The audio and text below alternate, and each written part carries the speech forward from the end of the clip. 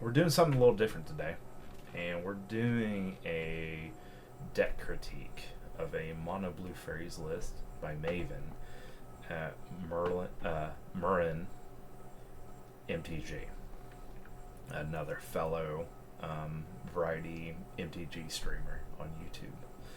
And she has presented this list and played a few games of it, and as a 20-year player of Faeries, the Faerie archetype, it caught my attention, and I thought it would. I think there's some card choices here that are not very good. I think this deck list can be better than what it is, but it also shows the strengths and weaknesses of a mono blue fairy list as well, and there's a lot of customizability here, and you can really play this deck to your liking and how you like to play mono blue fairies. That is one thing that's very, very nice. However, you are limited on the tools that are available to you by being one color. You're very one-dimensional. You can deal with threats in only one way, and we will see the weaknesses of that as we continue. Mostly in the games that I play afterwards. So it's definitely hit that like, subscribe button, and definitely the games after this will show you the strengths and weaknesses of this deck. So let's start off here with we have Faerie Seer, and we have Faerie Seer here, and it's a 1-drop, and it's a 1/1 flyer for 1. It comes in, you scry 2. The downfall of this card is that it only scries and it doesn't draw you a card in its hand. Other than that, it's a value creature. 1/1 flyer for 1 is standardly good, so it's okay. The big thing with this is the other 1-drop is Faerie Mesicant, and it's a 1/1 also flyer for 1, and it says when the second copy of Faerie Mesicant comes into play, draw a card. This card is not reliable card draw at all, and should be heavily scrutinized of whether it being in the list or not. And we'll look into that as well. Next we have Faerie Mastermind, kind of the idea around the deck, or mono blue fairies being viable again, is synergized around this idea that Faerie Mastermind is that card to bring everything together. And she's correct in this aspect. It's a 2/1 flyer for 2, flying, flash, and then when your opponent draws a second card each turn, you draw a card, and then it has a passive ability for blue and 3 colorless that both players draw a card. It's very good in a lot of situations. Keeps us in the game late when your opponent is dead cards and trying to cantrip their way to a win. It keeps you into the game as well. They have to get rid of that first before they can cantrip for free. Next, just going left to right here. Favorable Winds is a 1-of. The deck she's playing has 35 creatures in it. Favorable Winds is the one non-creature spell into the entire list. And that says something. I mean, at the fairy count, everything has flying. Everything's going to value off of this. With the deck she's playing, this fits right into the theme of the deck and goes quite well with the deck. However, this card in any other deck is not that good. It doesn't give you much utility. It does get you to the finish line quicker, which is what this deck is trying to do. Turn them sideways. We have to, when we have a very aggressive deck, we have to really scrutinize ourselves. Is there a better deck that does this? Like Merfolk or any type of aggro, because all we're doing is playing creatures and we're turning them sideways to win. So most of the time, as in this case, there probably are better options at this point, but we'll get into that later. The next card is Spellstar Sprite, Value Fairy. the more fairies you have on the board, the better this card becomes. So this card really synergizes with the theme of the deck here of being fairies, tribal fairies. Typically, it's seen with Bitter Blossom, and then every turn you get a fairy token.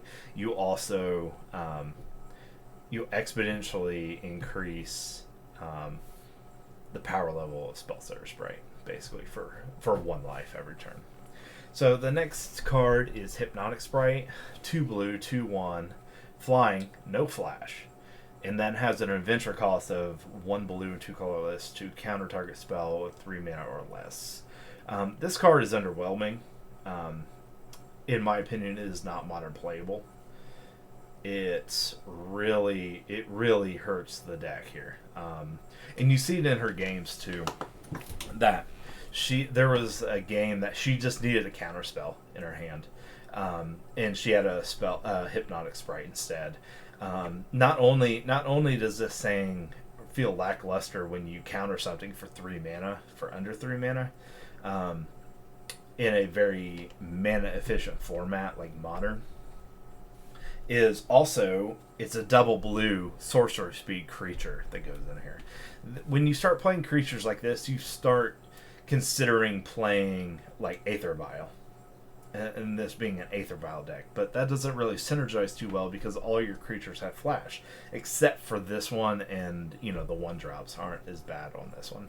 But the fact that this Hypnotic Sprite does not have flash really puts it into a D category, if not an F category, of cards that feel that a lot of players that are newer to it feel, and they get into this trap of that Hypnotic Sprite is good. Yes, it does things, but it just doesn't check all the boxes for us. So it's definitely unplayable. Then we have Pestermite. It's 1 blue, 2 colorless for a flash flyer, 2/1 body. And when it comes into play, untap or tap target permanent. This is good. This is good tempo. It's a value creature. It's in here for value. It's basically a 2/1 beat stick, and hopefully it gets bigger with Scion of Una, which we'll talk about next in Favorable Winds. So the next card is Scion of Una, which is 1 blue, 2 colorless for a 1/1 flash flyer. Gives Shroud to all other fairies. And everyone, it's also a Lord effect. I'm sorry. All the fairies get +1/+1 as well. So it helps you get there faster. Next, for Brazen Barber, quality creature, quality bounce. Drops basically everything, or takes care of anything on the board. Gives you an extra turn to set up. Also, later in the game, it can be an extra 3/1 body. It can only block creatures with flying, so that's a little bit of a drawback. For the most part, it doesn't matter for the most part. And then we have 4 Mistbind Clique. Probably the big fairy that everybody wants to play. It's a Time Walk fairy. For a blue, 3 colorless, it's a 4/4 flash flyer. When it comes into play, champion a fairy. You choose the fairy, you exile it, and then the ability goes on the stack to tap your opponent's lands. So you can get Mistbind Clique has been the fairy forever. It's a great Time Walk effect. Everybody likes Time Walk. It's a great feeling to Time Walk your opponent.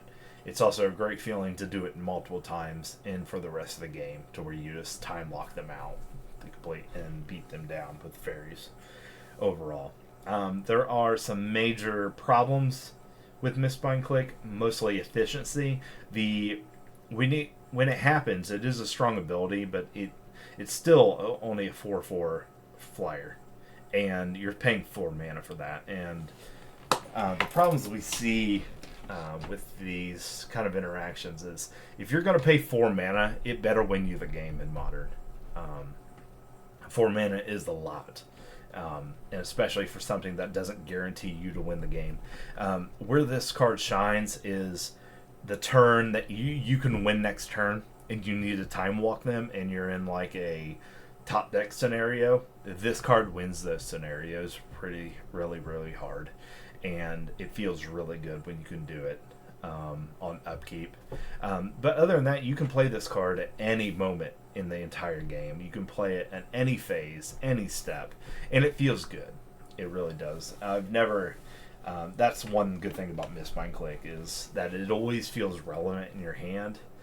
For the most part, at least you can play it whenever you want. The thing is it sucks up 4 mana. That's really the problem with it. It's just inefficient to beyond what we can do with it. So, moving on to her sideboard. Okay, we have, moving on to the sideboard, she has a dress down. Her sideboard is actually has a lot better card choices than her main board. The dress down is basically there for Urza Saga problems. It also screws up combat just for an instance, to where your creatures can kind of be better for a turn. The problem is dress down in this list is the only interaction spells you're playing or counter. So things you're affecting things on the stack, which dress down doesn't do. And then you're also affecting board states.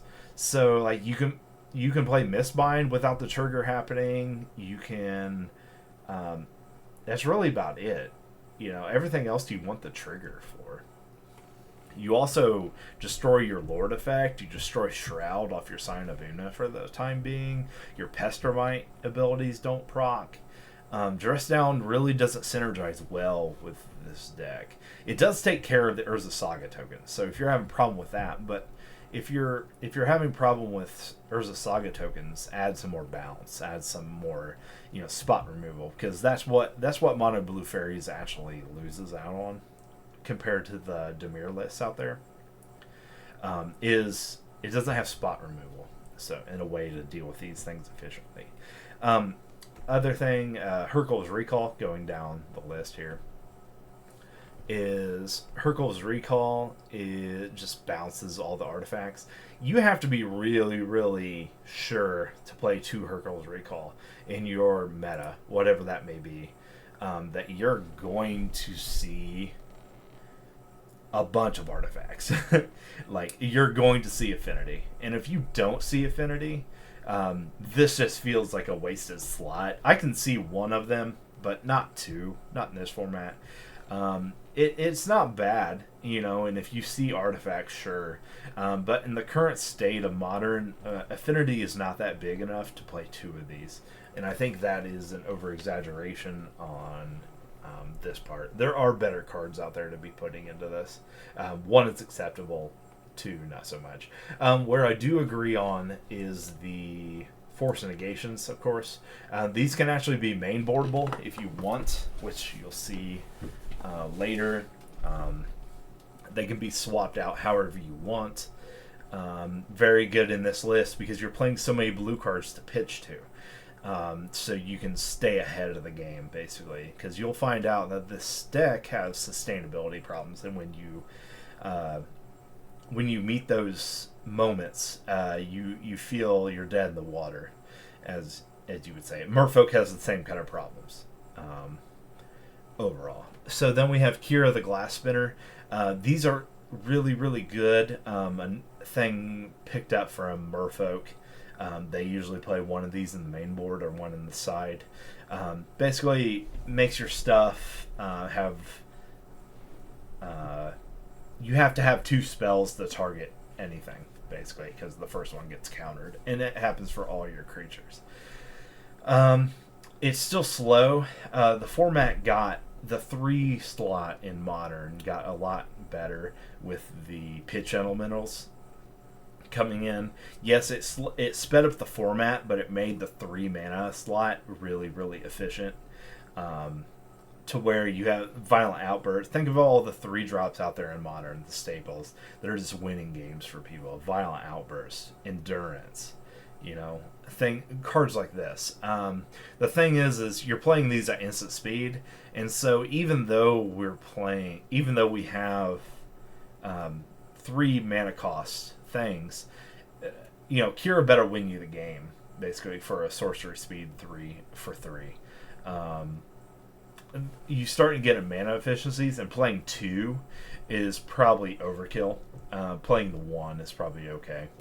The next card choice, same kind of problem in mind. Threads of Disloyalty. Basically, you enchant and then steal, control the enchanted creature that you would get that has a permanent cost of 2 or less, basically.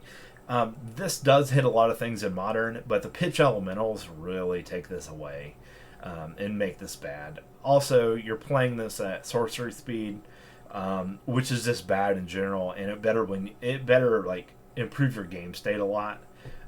And with all the removal out there, and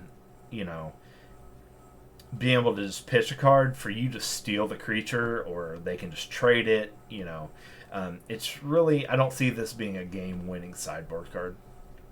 So, and then we have Unlicensed Hearse. So we have Unlicensed Hearse going on, and it is the type of graveyard hate that also produces a body that you can crew it and you can then attack with it. You're playing 35 creatures. I don't think this is the best graveyard removal that you can have in the format. So, and we'll see. There's just better options out there. You don't need the body. So really all you're trying to do is keep their graveyard at bay. And Modern just has more options out there than just this. The 3 Chalice of the Void are fine. It stops Living End, stops Rhinos in their tracks. They have to get through this card, or their deck doesn't work really. And they get around, the Rhinos gets around it by playing Brazen Borrower to bounce it, and then Violent Outbursting or doing some kind of Cascade spell. And then also Force of Vigor. You have to worry about that. They can just blow it up. So as well. So going back to her main board list.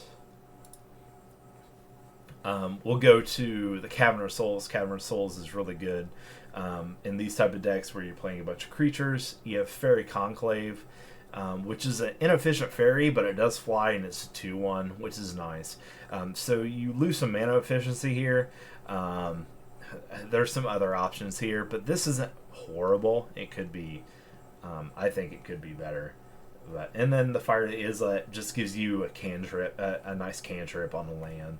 It's alright. And then 13 Island. And then 2 Orawara, Soaring City. These are nice. Nice to have. There is a problem. The biggest, it's not a huge problem, but you don't have any legendary creatures out there to make this card cost less. But most of the time it's land. But it's really nice because it can get around anything because the ability is colorless. So it's really nice in that regard.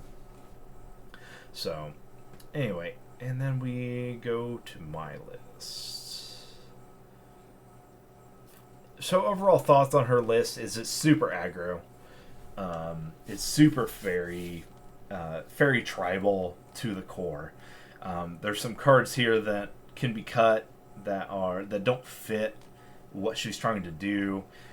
She's just trying to play creatures and turn them sideways. And in my opinion, there's more to the deck than that. Okay, you're trying to get these EBT and these effects that are. It just could be. There could be more interaction. And things going on, but where she's just playing creatures and throwing them at you, which is okay. That's a fine strategy, but I think there's just decks in Modern that do it better. So we have my list here that I've kind of run down. What you need to notice for sure is that Hypnotic Sprite is gone. Faerie Mysecant is gone.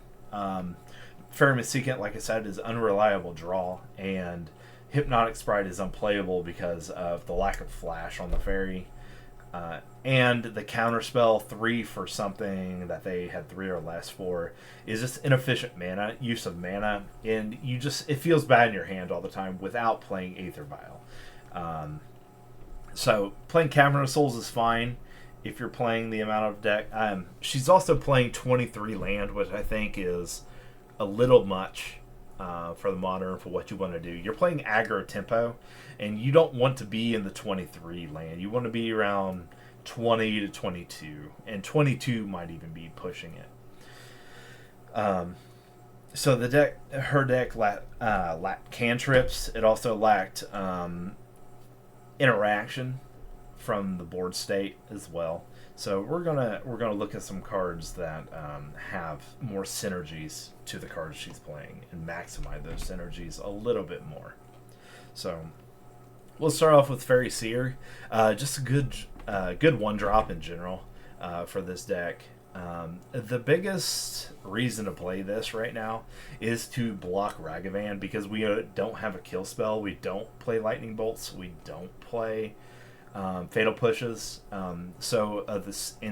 We don't have any instant removal here. We're all bounce, and that is a one-dimensional problem with mono blue fairies. Is you don't have a removal set at all, so you're constantly trying to get around things through other means and being creative. So, but Faerie Seer's here just to be on the draw, that you get something out of it. You can block a Ragavan, or they have to put a bolt to it, and you gain card advantage that way. And you'll have your next two draws set up for you, so which is nice. The next is Spell Pierce. Spell Pierce is currently weak in the format because of the overplaying of the pitch elementals. It's a very creature-dense format right now. But we're going to play 4 just for the fun, the spice of it right here. At the end of this, I'm going to show you kind of another way you can make this more format-friendly. But this, as a core build, this is going to be kind of where we're at. We have Faerie Mastermind. Now, Faerie Mastermind has a lot of synergies in my deck with other cards, and I will show you those. But other than that, the main thing is this is a beater, 2/1 flyer with flash, so it's a beater. It finishes the games out. Spellsorcerer Sprite we covered it before. We're gonna add 3 counter spells, basically replacing the hypnotic sprites completely with whatever they play. I'm gonna handle it. I'm going to be able to do with whatever I need to deal with.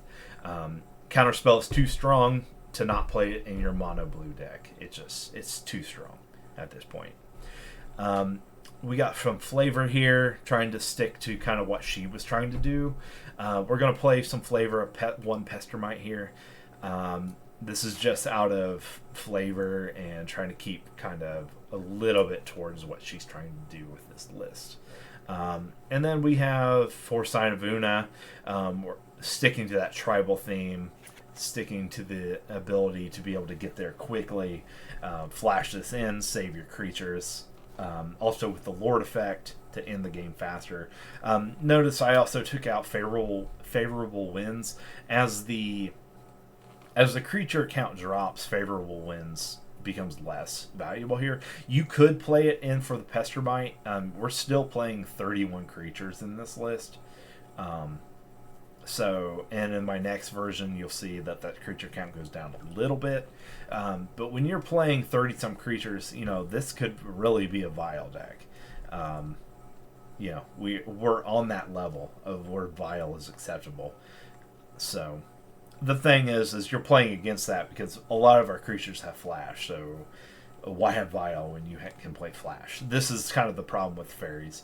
Is it a Vial deck? Is it not a Vial deck? If it's not that, then Cavern is this. But if you play Cavern, you don't want to play a lot of non-creature spells, with Cavern or Vial. You want to be creature heavy, but what's too much? The synergies and the probabilities and the card selection become very, very important. So, and then same argument for Birds and Borrower. Just quality card overall. One thing she's not playing is V-Click. V-Click has a very good ability, especially with paired to Faerie Mastermind, because what you can do for 2 blue, colorless, it's 3/1 flash flyer. When it comes to the play, you look at the target player's hand, and you may choose a non-land card from that, and then they put that on the bottom of their deck, and then they draw a new card. Well, this synergizes very, very well with Faerie Mastermind. So well, in fact, that seeing 4 in your deck, even though it's a legendary creature, is fine. You could cut 1. That's fine. But the synergy with Faerie Mastermind here is so pristine. It's so good. The fact that you get to take their best card, or the card they need the most in their hand, and then they draw another card and you draw another card on top of that. Like, so basically you just added, you draw a card to Vendilion Click, which is amazing. It's a great feeling. It really, really is. To get rid of their best card and to be able to draw off that, yeah, very good. So it gives us some needed draw, some sustain as well. But also, if you have a Faerie Mastermind and you play V-Click, that's automatically 5 power on the board. If they have to do something about that, and if you're doing that end of their turn, and they're looking at 5, they can only go a couple more turns before you just wreck them, basically, in 2 or 3 turns. Assuming they fetched and went down to 18 or 16 life with fetch lands and stuff like that. Because, I mean, it's the modern format, so people are willing to sacrifice their life early for their mana basis. We have to keep that in mind. The next thing is Mistsign Click. We're going with the tribal theme here, and being able to time walk them whenever we want, and whenever it feels good. Mistsign Click is kind of weak, and we'll see that in the videos in my games later. It doesn't always do what you need it to do, but when it does, it shines. It really does shine. But like I said, if you're behind and if you're in top deck mode, this card is really, really good. If you need to win that next turn, and they don't have an answer right away. So you can time walk them and make it all good. Another card that she wasn't playing is Subtlety. This is just instant speed tempo. It's great if you're ahead and have mana. If you do, you don't have to pitch a card, but it's also good for like spell pierces when they're not good, or if a certain card just is not good, or you can't tap out and you can't play a Fairy Seer on your turn, and you need to keep that mana up, say for counterspell or something like that. You can pitch a unnecessary spell that you need to be able to tempo them out of turn and not get behind. It's also, but if you're ahead on mana, to be able to do this if they tap out strong, to put it back on the top or the bottom of the library is really debilitating, and then put 3 power on the board, especially if you have an established board of fairies already. You can overtake them in 2 or 3 turns, and adding 3 power, it just goes the extra distance a little bit. And then I'm going to say go ahead and play, and this is a personal preference and can be scrutinized and doesn't have to be here, but Cryptic Command. Cryptic Command is very playable in the format. It clears the way by tapping all your opponent's creatures. You can counter, bounce, as utility bounce, and then it can also draw a card and replace itself. Mostly this Cryptic Command needs to be used in an offensive manner in a modern blue fairies. It's not a defensive card here. You want to push with this, tap and attack, basically. Just to get through. If they have flyers, if they have whatever, or bounce the thing that there's giving you problems, just so you can keep them at a reasonable distance, so you don't have to worry about it so much. Moving on to the land base here is Greer Reach Sanitarium. So this card, for 2 colorless and a tap it, each player draws a card and then discards a card. This is more tech around Faerie Mastermind as well. This is really, really nice, because you'll draw 2 cards and they'll discard, and they have to discard 1, and so you're getting card advantage over and over again, as long as you had 1 card in your hand when it started, or even if you didn't, you're still going to draw another card. Now, you have to play this sparingly, and it's not always the case that you do, but the option for you to use it is available, and that's really, really nice and adds some utility to it. It also is really nice that if you know the top deck of their whatever they have on the top of their deck, say they had to reveal something, put it up there, or if you put something up there with subtlety, and they put it up on top, you can mill it away. Get them to draw it and mill it. If they have no cards in hand. It's a nice way to manipulate their top deck. Plays with subtlety nice. And, also plays with something in our sideboard of Aether Gust as well. So, just more synergies to Faerie Mastermind. Synergies that were lacking in the other list. So, if you also notice, there's no Faerie Conclave here. Faerie Conclave is the OG Faerie manland. I love it. It's great. What I don't love about it is that it costs 2 and it's very inefficient. Now, it does come with an extra power and it flies. That's nice. But we also have Mutavault here that can also turn into a fairy and also can be equally as good in a lot of cases. In a lot of the cases, we don't care about the flying too much. Some we do. But for the 1-mana activation, it activates it. It helps out and synergizes with cards like Spellstar Sprite to add your fairy count so you can counter things on curve or ahead of curve a little bit. It's good with Sign of Una. You can protect it. You can give it Shroud. You can give it +1/+1, making it a 3/3 for 1 mana. That's pretty good if you have a Sign of Una out. And then Mistbind Clique, of course. It synergizes that. So you always have a fairy. If they attempt to blow up your fairy on board, you can activate the Mutavault. You'll see some scenarios that this doesn't always work out, but they do have to use 2 removal spells for it. But you can get 2 for 1 sometimes. So it just happens, and it's the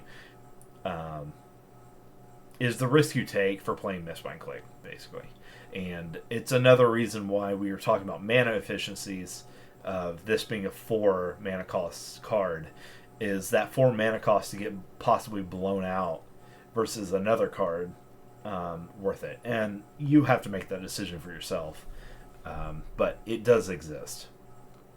So, another little non-basic land, Aurora. This is nice to have in your hand to discard, either to the Greer Sanctum, or if they have a Liliana of the Veil or some other thing. This is protection from discard. It's also a non-basic, so it protects against choke, possibility of choke, people playing that, because we're playing a lot of islands, so choke is a real thing, and you have to play around it accordingly.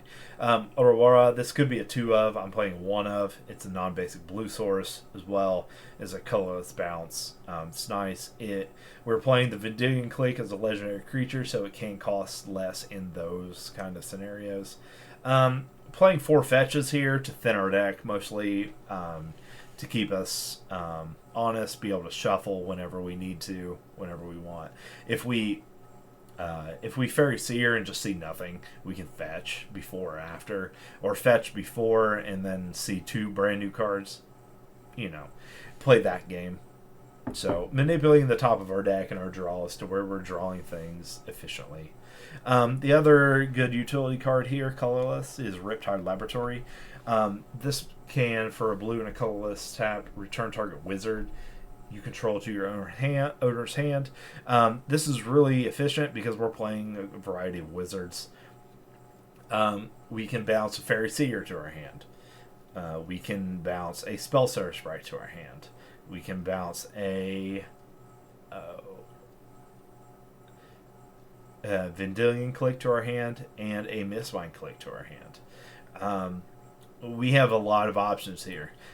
If you think that Mistbind clicking once is good, do it 3 turns in a row to your opponent when they're not playing interaction spells. In this day and age in Modern, it's very hard to find that. Everybody's playing the pitch elementals, but if you can get it off and time walk somebody 3 turns in a row, it feels good. And Riptide Laboratory makes that available, especially if you're ahead on land. If you got flooded, this is your reward for being flooded later.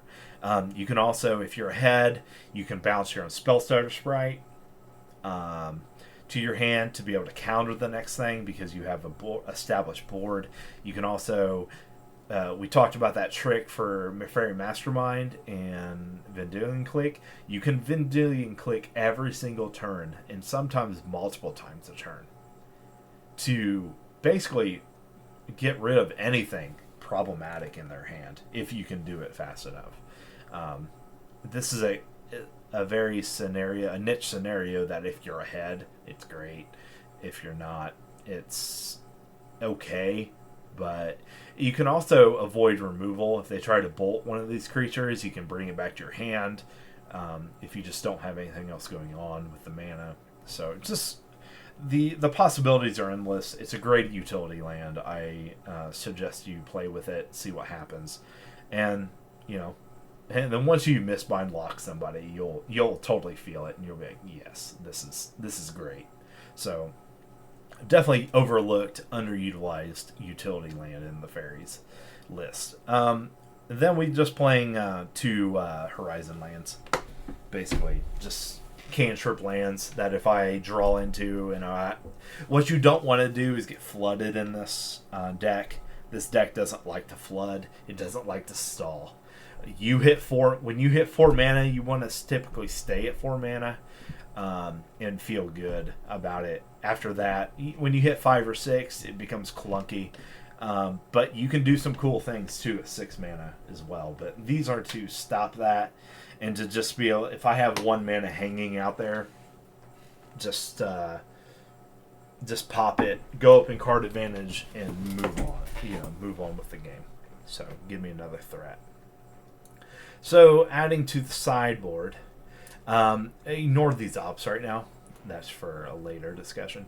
We're going to start with 2 Aether Gusts. This basically takes care of all green and red cards and puts them on the top of your library. It also gets around Veil of Summer, which is like Scorn. It gets around cards like Cavern of Souls as well.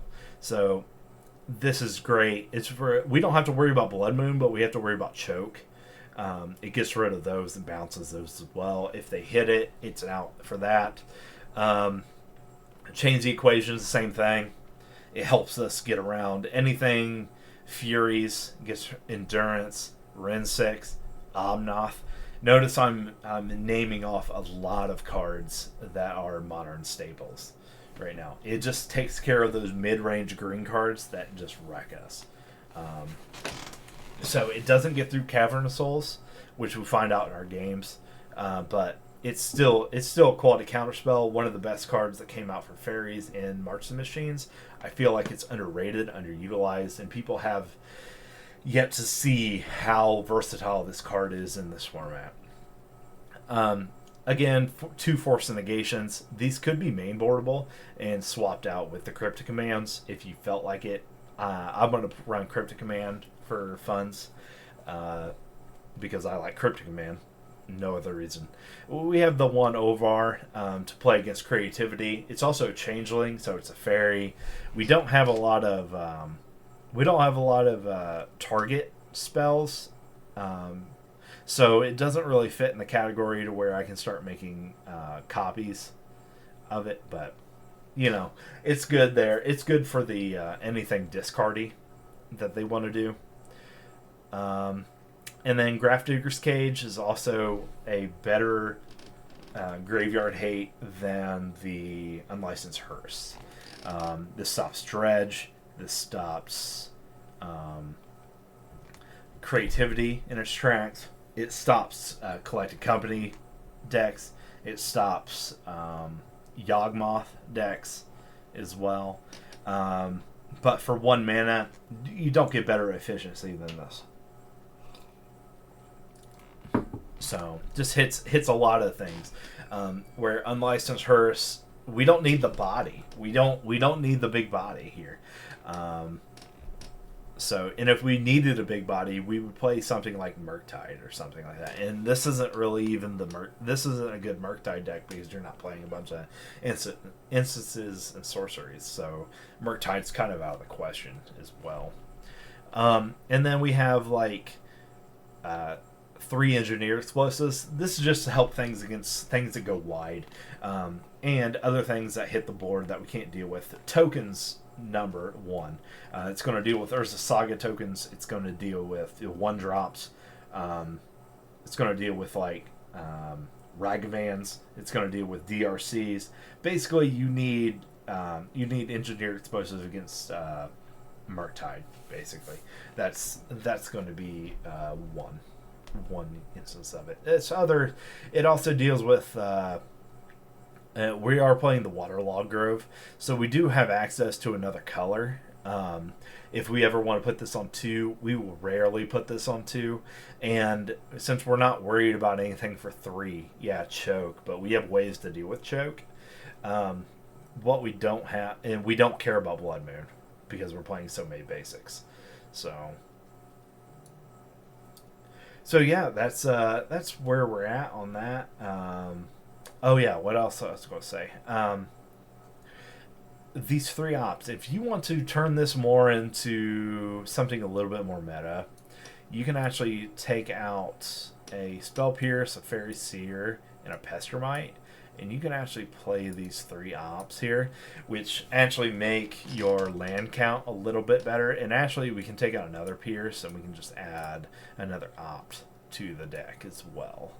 And so, and this kind of gives us better draws, but you're starting to turn this deck. We have taken our fairy count and our creature count down from 35 to 29. We're no longer an aggro deck. We're more of a tempo deck, trying to get things rolling. You could add some more bounce to it. You could add some other utility spells, but I think this has more synergy. When we're making a deck around Faerie Mastermind, we need to start playing cards that really synergize around that. I think the absence of Vendilion Clique in her list and the presence of a Mesicant, Faerie Mesicant, and Hypnotic Sprite really hurt that deck. I think I can go back to that.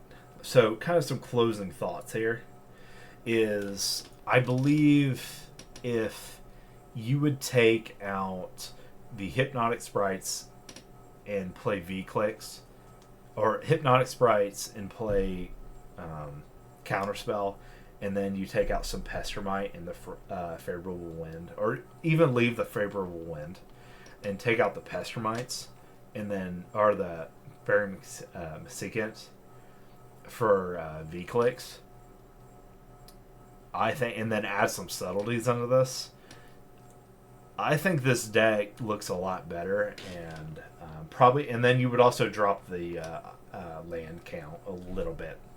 So I think it could be better. You play more efficiency creatures with more of a with more utility around them, and I think it just gets better. Adding some ops or some spell pierce to kind of help that along. You don't necessarily have to go the cryptic command route. You don't have to go on that route or anything, but I think that's what this deck list is definitely missing, for the most part. Other than that, that's a review. So I hope this isn't... the main thing from this is not to be harsh. It's to be constructive. So, and I'm not getting anything out of this, like, to be, it's not supposed to bring people down. It's not be like, oh well, this. I've been playing Faeries for the last 17 years, so I understand these cards inside and out. So other people that are newer to the archetype or don't have as much experience in general, they won't always see these interactions going on at the level that I do. So because I have more reps with the deck. So anyway, if you're here this long, like throw me a like and subscribe. And I hope you enjoy this list. Like I said, have fun with it. You know, things change, but stay away from the pitfalls and the traps that newer players fall into the newer players of Faerie Mastermind, and they're going to want to make this card work, and they can make it work. They really, really can. But Hypnotic Sprite is not how we're going to do that. And you have to make a very big decision on whether you play Cavern of Souls versus Aether Vial. Are you that? And on top of that, why are you playing this? Are you playing this for flavor, for personal reasons, or do you want to play more of a Merfolk type deck? Either way, there's no wrong answer here. There's really not. I think she optimized her deck fine, really, for what she's trying to do out of this. She has 5 Lord effects. She's playing all fairies. Makes sense. It just goes together well. But it could be better, as I just stated and showed you. So enjoy the games right after this. Show you some pitfalls of it. I personally don't have an affinity for mono blue fairies. It can get there and it can get there quick, but when it doesn't, it stalls out, and it stalls out bad, to where there's no catch-up mechanic in mono blue fairies. It is straight gas, and if you run out of gas, the deck just falls apart real quick. And Modern has a tendency to some of the games go a little bit longer than normal, because Marktide, what are you going to do about a 6/6 Marktide that comes down? Like, you have to have like active ways to deal with that, and her deck just doesn't deal with that effectively enough.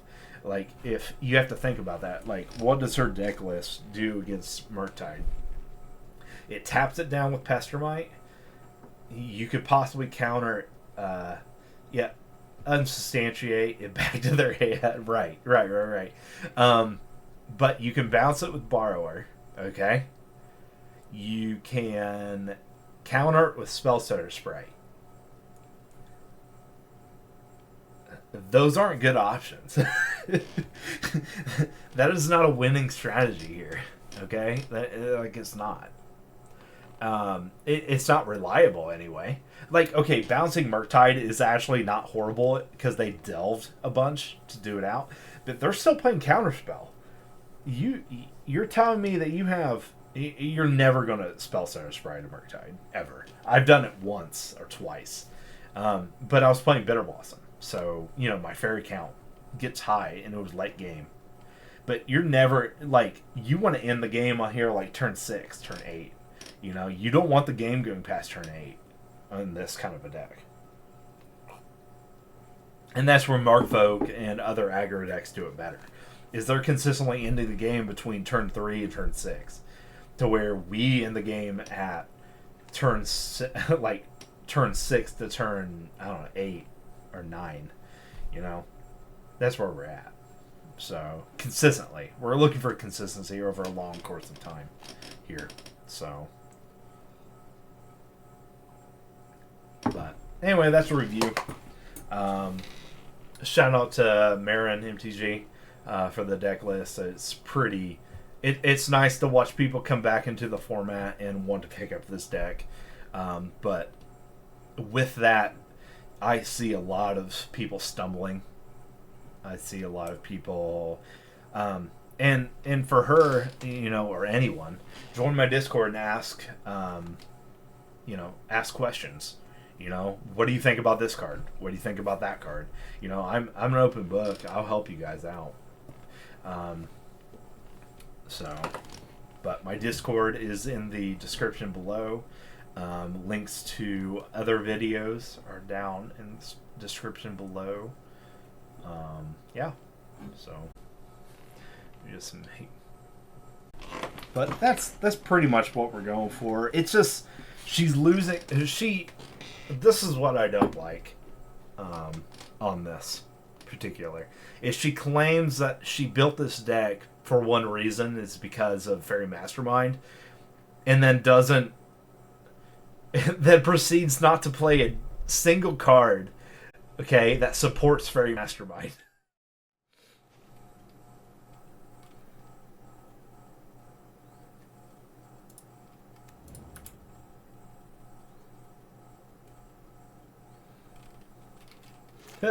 Right.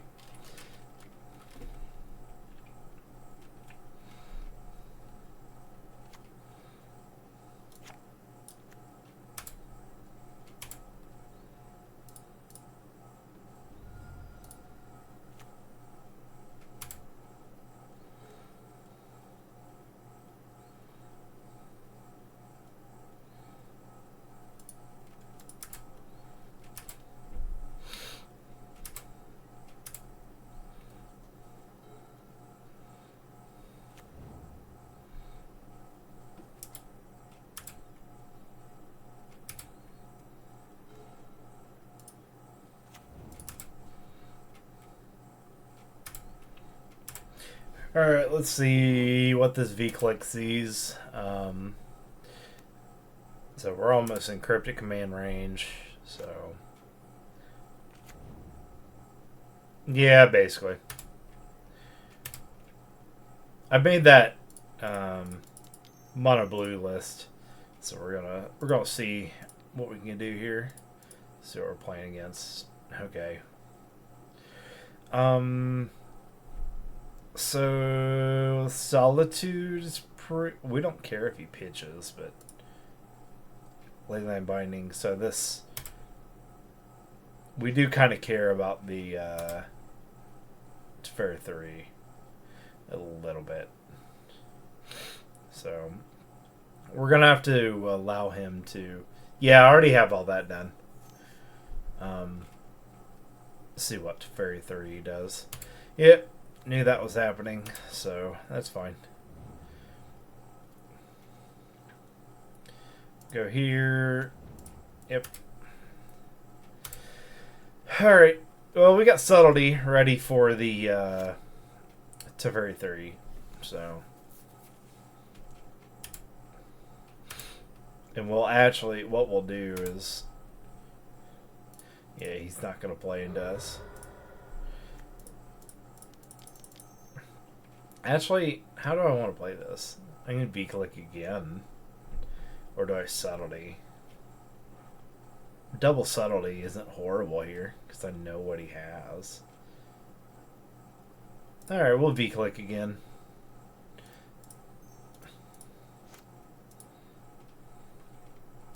So this is why V-Click is super important. It's just bomb threat, even though I know he has another Leyline Binding.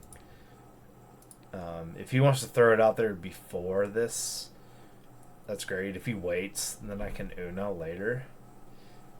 But this is worth binding, basically, and why I want to throw it out there. Yeah, I considered that.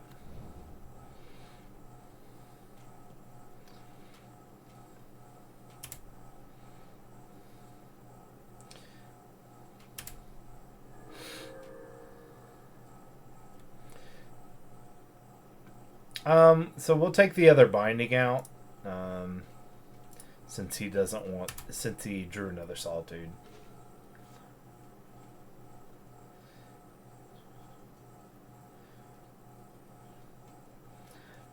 Yeah, that's kind of the thought I had. So.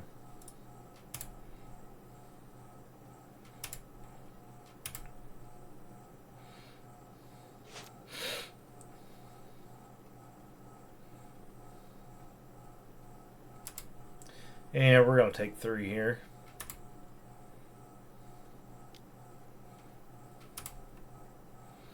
He's like Bant control. 4-color control.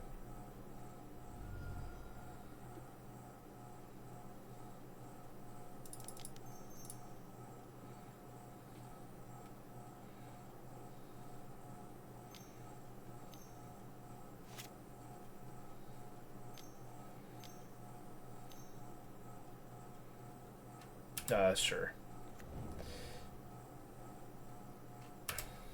I'm playing this wrong, though. Man, this dude is trolling like superiorly great right now.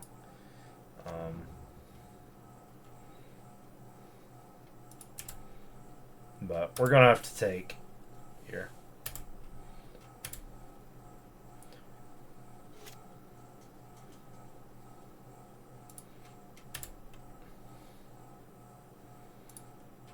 Yeah, I agree.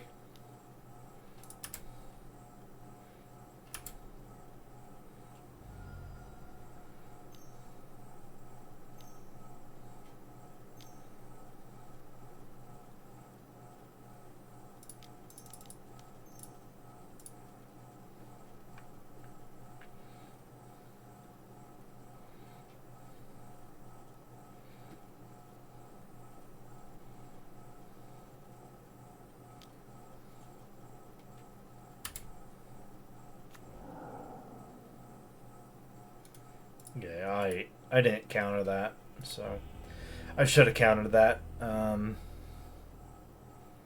don't know if they're. I think they're just playing. I don't think there's anything I can bring in other than Force Negation, but Force Negation's not good here. I'm actually just trying out this list to see if it's good or not. The problem with mono blue is it sucks, so that's why I never play it, because it's just bad. So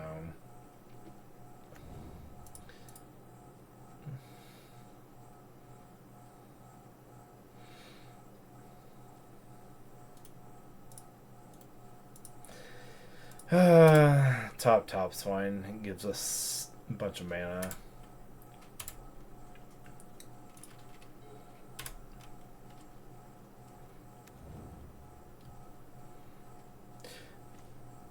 Yeah, I wasn't actually thinking of actually reacting to it.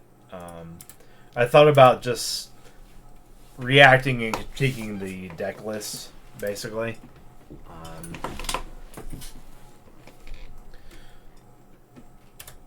Because I feel like if I go... I feel like I could go ham on it. That it would be... It might be not as good as... I mean, I thought about that, too. I mean, I'm not against it, but...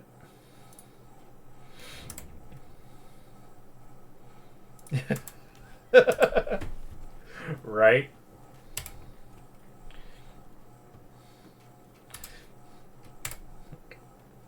I know what you mean, man. It's not that I'm not capable of doing that. Promise you that.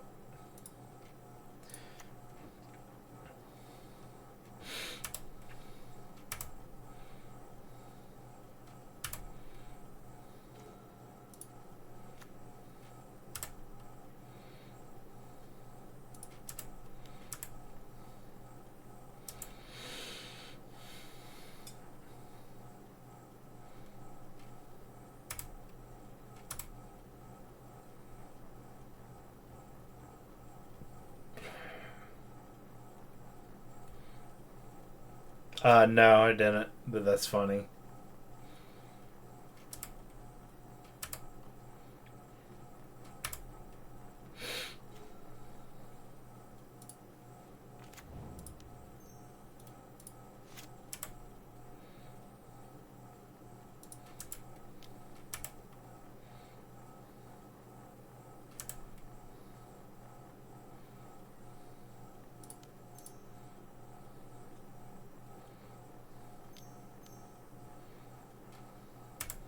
Sure. And this is where he, like, tries to pitch something and throw something in.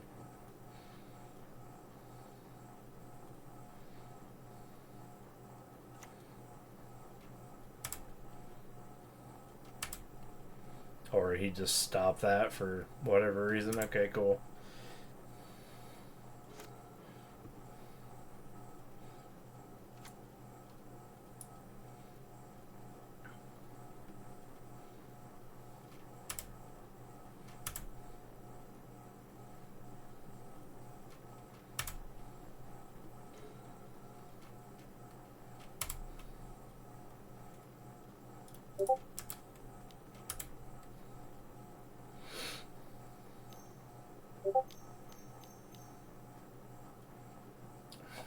Okay.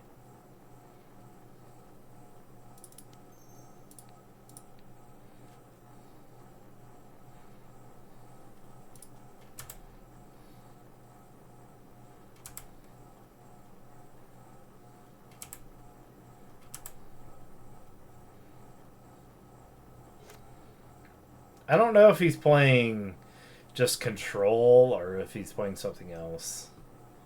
But he has 7 cards in his hand, and I had to counter something on my turn, which is never good. I actually need land. So we have to get rid of this.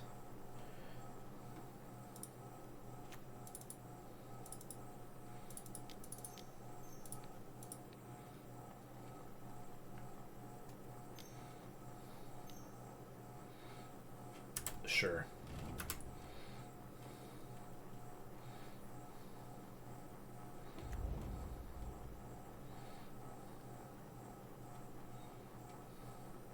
Park squirrels, unite! What's up, Wit?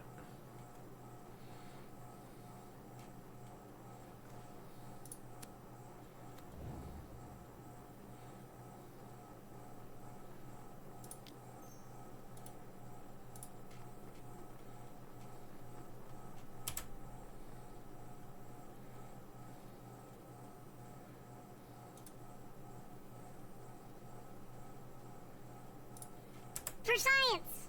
Absolutely for science.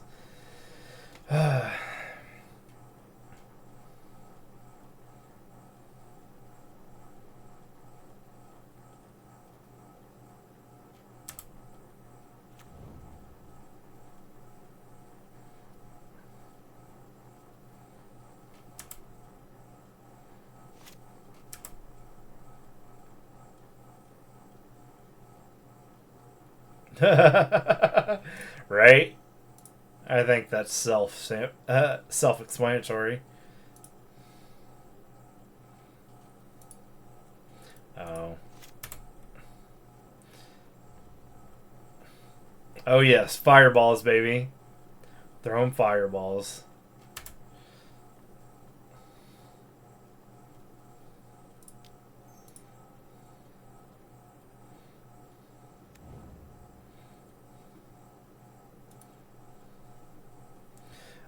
Stutter is fine. We can't play this right now, so we'll put the bottom top. I mean, I could do this whenever, but I'll do it now.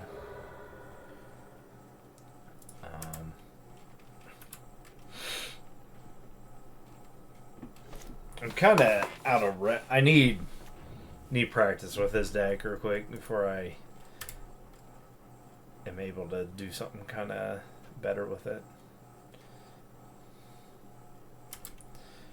It needs card advantage. That's really what it needs, and it just doesn't have that. And it's not getting what I need.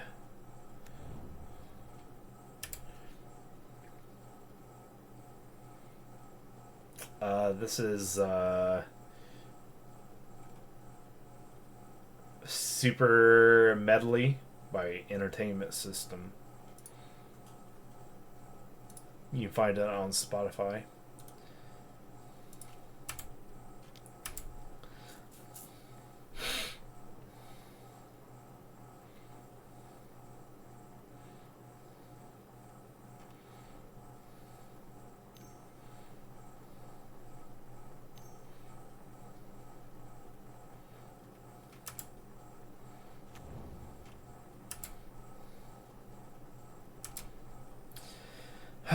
He's going to throw something in front of it.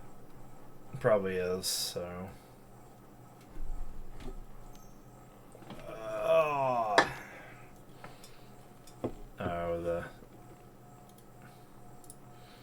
and this thing, we've lost, basically.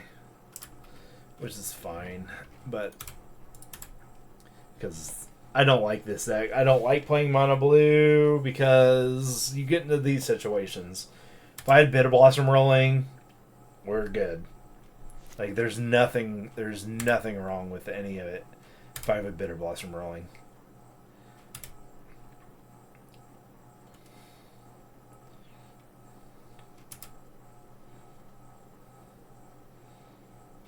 Aggro is a deck called Crashing Footfalls, also known as Rhinos.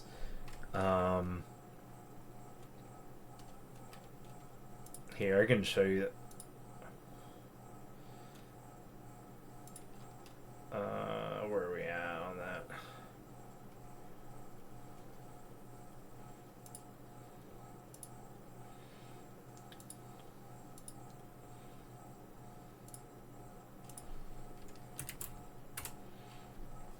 That's aggro right now, and their claim to fame is they play a card called Violent Outburst, which then cascades, and cascade says you reveal cards off the top of your library, and anything that costs less than Violent Outburst, which Violent Outburst costs 3. And they don't play 1 mana spells or 2 mana spells.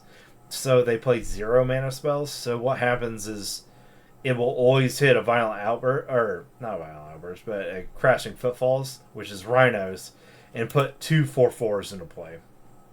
So see what happens here. He's just reacting. Like, he's playing a bad deck, in my opinion.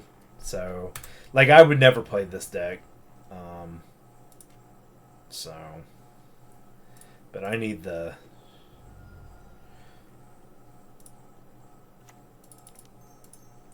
If I was playing black at this, it'd be over right now. So, would have won already. But I'm doing this because people asked me to, because I'm a nice guy.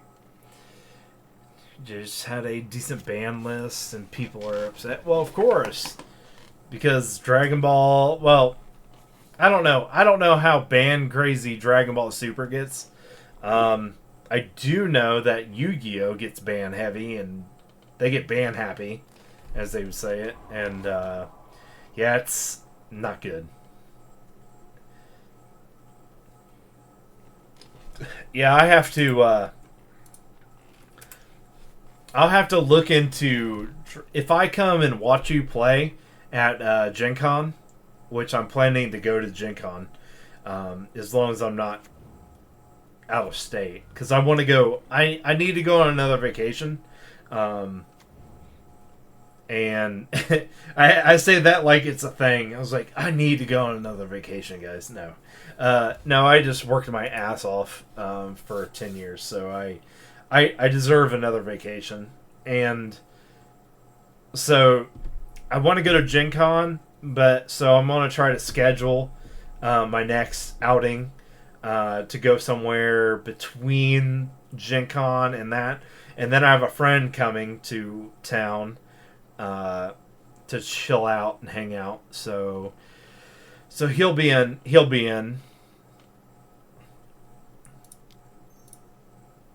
So I'll be able to hang out with him a little bit, and that'll be nice.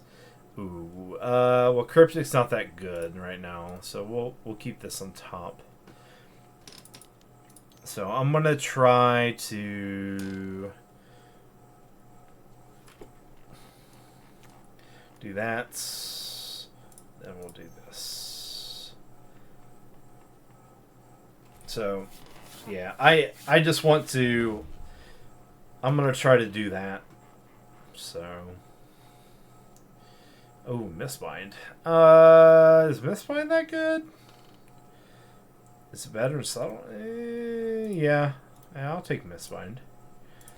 It might be good. So. But yeah, I want to go to Gen Con. I want to see you play. So I need to. The point of the story is I need to look into Dragon Ball Super as a game and see kind of what's going on with everything and how it's played. So I don't come over there and watch you and be completely out of it, you know, and be like, what the hell is going on? Because I don't want to be like that. And I want to do a little research. So, you know, when I come watch you play, you know, I want to at least know in my head kind of what's going on. Because obviously if you're playing Magic, I get it. Like, but I need to put in that time a little bit.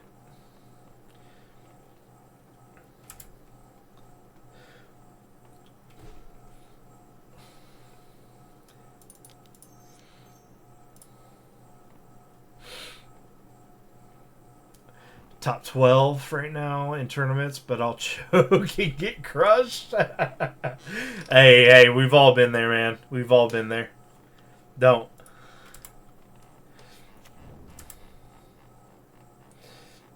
We've all been there.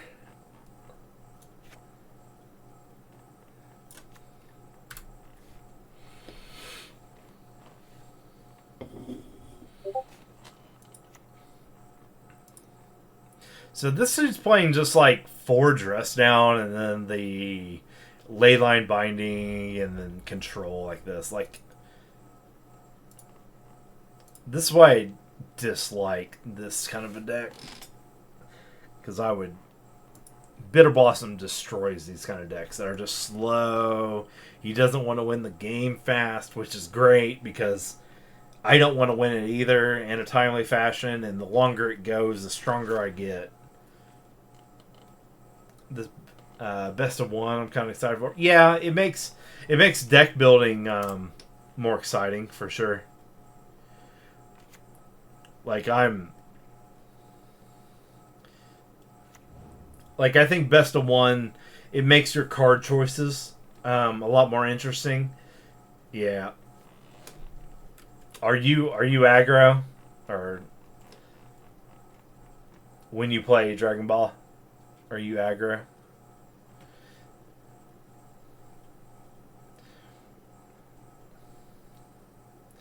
Well, he only has 1 blocker, so I guess we'll just...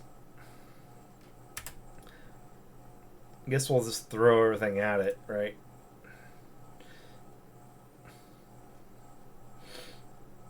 I mean, he may...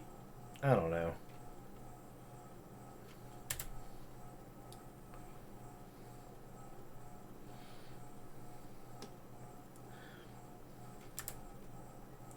I don't know what to do here, so... Because he has his 4... Like, he's just going to flash something in. That's the problem. I need more land. I just think it's going to be aggro mirror matches all day. Well, yeah, that's why I play what I play. I play stuff that's less than 1% of the meta. Because it... For me, playing something that I know what I'm going to play against, I feel like I'm preparing for their matchups and they have no idea what I'm playing or why I'm playing it, and it creates it creates misplays on their end because they're nervous, they don't know if anything's, and that's what's fun about the game in general. Personal opinion, of course. All right, let's see. Okay. We'll go ahead and put this. We'll tap him down.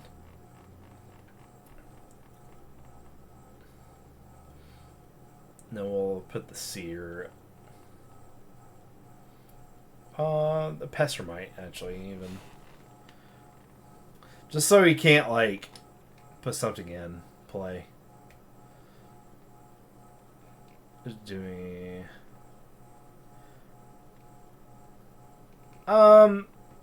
So my suggestion would be to play what you're comfortable playing. If you're playing a big tournament, that is the best thing, especially if it's somewhat top tier. If it's not top tier, then you're on your own, kind of thing.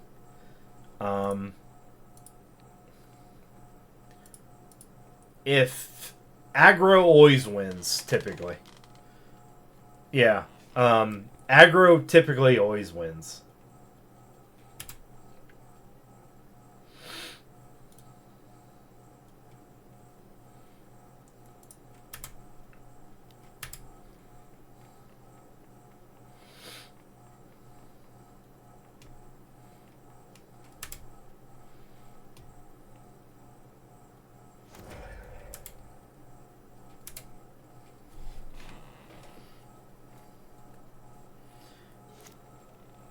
So there's nothing better than a good aggressive deck in any format, I think, because control is exactly how it sounds. Is you want to control that aggression coming towards you. So once you're able to do that, then we're playing a different game at that point.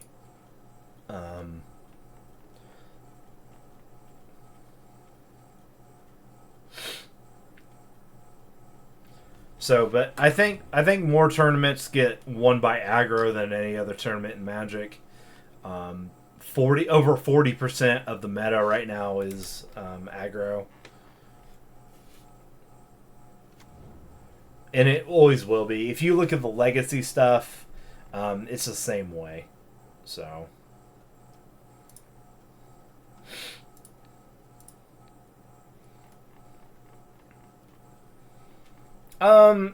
It can suck. It's and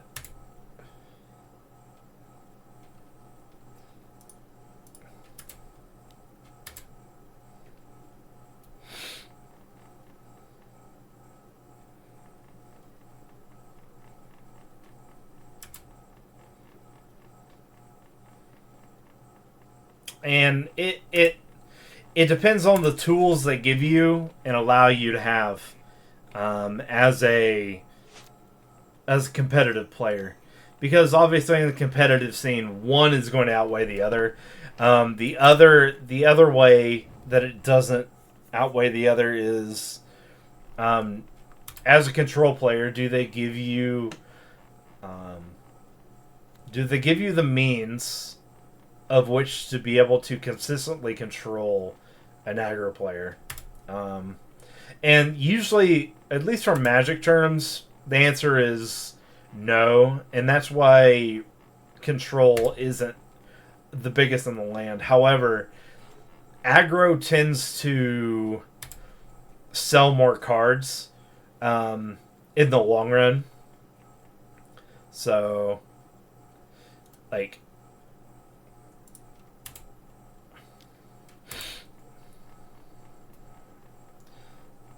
one per card. Yeah. Yeah, well, and when you start limiting things like that, it gets really, really bad. It just does. So.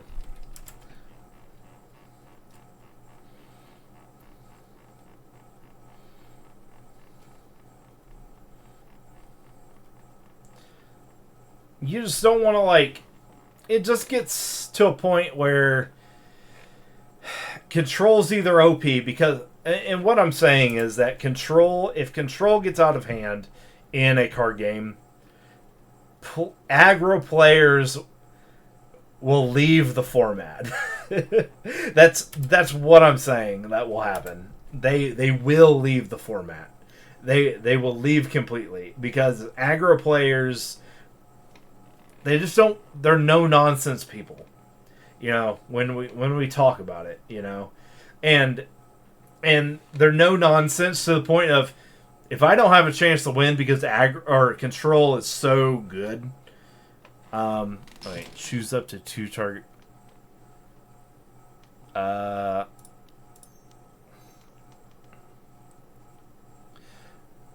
much does he have it? Because he could do that. All right, we're going to let's go ahead and do that. First, make him use the 2 mana, and then we'll cryptic command or attempt to cryptic command.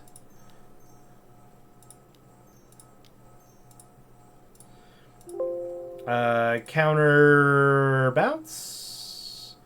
Oh, draw. Why not? So like, I mean, I've seen more people like walk away from tournaments and stuff than ever before, just based on that kind of stuff. It's not necessarily their fault either, but they don't want to continually, like, control is a thorn in their side. They would rather play 15-minute games that are shorter, more condensed content, and just a back and forth kind of. They're sweating it out, you know. Is this dude playing like just a version of like, what you call it? Not Spirit. Soulherder. See, he's playing Soulherder with like a really weird kind of mid-game comp. I think he's just playing Soulherder. I'm worried that the next Dragon Ball Super set has some issues where they had 30% of the new cards. People are pissed. We want a full digital release. Oh yeah, yeah. That's a problem. Definitely a problem.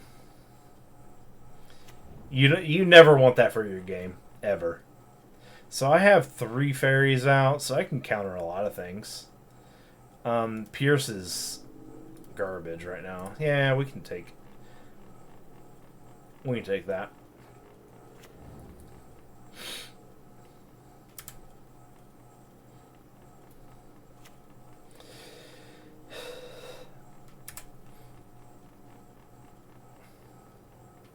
So,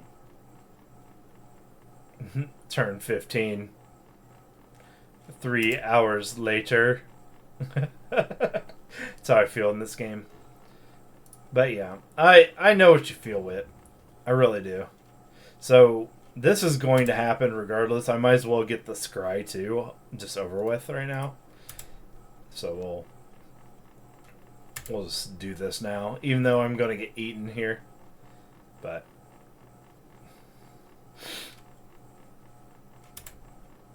as an aggro deck, I kind of have to do this and facilitate things. Plus, I trade here. Yeah, see, we just go ahead and cancel this. We don't want your shenanigans. Oh, is he gonna counterspell? Yeah, look at that. But he has no more stuff. He has no more stuff in his hand, so he's actually not gonna kill my Mistbind Click. It does no damage, and he eats this, but really not a bad thing. We're okay with that. He's not going to attack. He's in no place to start attacking. Have the same kind of back and forth. Yeah, and that's good, and you should have that. You really should. The problem becomes when it is so one-sided. That's when you get problems. And Magic's balanced. There are a couple cards in Magic that need to go. At least in the modern format. So, but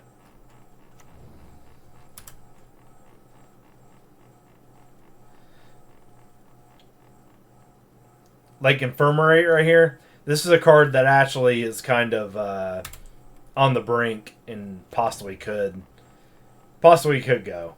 Like, and Infirmary, it's 1 mana. It's too efficient. You get to use it twice, basically. Leyline Binding is like the best card and best removal in the format right now. Like, there's just so much going on, and so is he getting a 3rd? I don't know why. Why is he getting that? It's just, there's some things about the game that just are OP, and they need to be addressed big time. So he might deck himself. He might not have enough resources. That should kill me.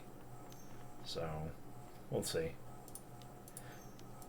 I guarantee he has, like, some kind of pitch.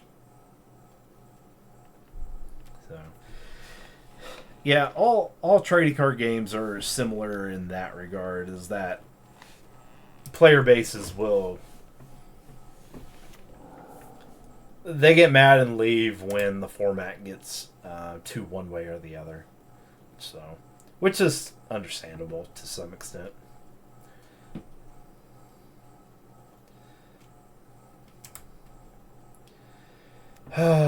Give me... I just want Bitter Blossom, man. That's all I want is a Bitter Blossom. Mono Blue's boring.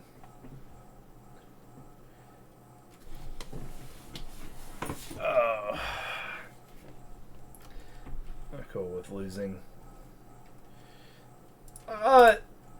No, I'm okay with losing as long as I feel like I got beat and outcompeted.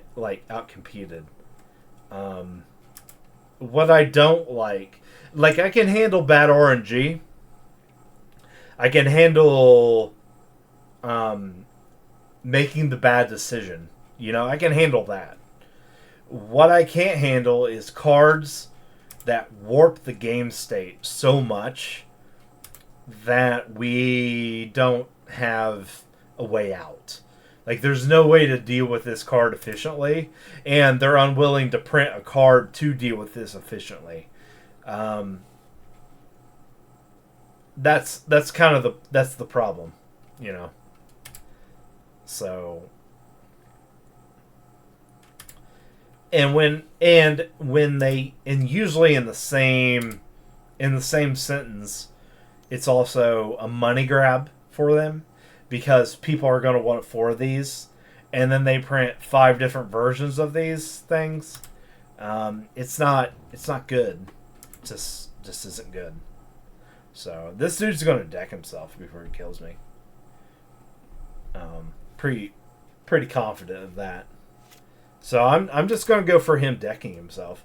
He's going to keep ephemerate this coddle and drawing cards. Sure, dude. Keep doing it. And this is the bad thing is about my deck is I'm supposed to be the aggressive deck here. and I'm not getting any leeway. This is the problem with mono blue fairies. Is you're supposed to be the aggressive deck, yet the other aggressive deck, like their aggressive deck, isn't even aggressive. Really, it's not even super aggressive, I guess. Actually, you know what would be funny here? I wonder if he has counterspell. I could bounce a Leyline Binding to tap him out. All right, let's do that. Let's just have fun. Okay, yeah. Okay, we're gonna bounce this Leyline Binding to his hand, just to get the trigger to hit a. And we're gonna tap him down, just for funs. So, all right, and then we're just gonna do this, and we'll do that. All right, and then draw what? What do we draw? Faerie Mastermind, finally.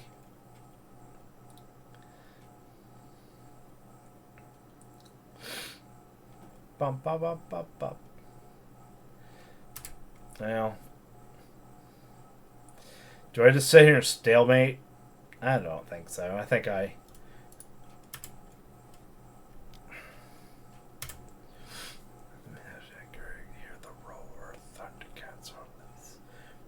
And during team match... Oh, he conceded. Wow, look at that. We were... Wins and slaps. Oops, 10... We lost instantly. We just needed one more win. Tell him about the 10 life. I'll have to let him. Oh, thank you for the gifted sub, Wit. Yeah, I'll have to let him know that. I'll let him know.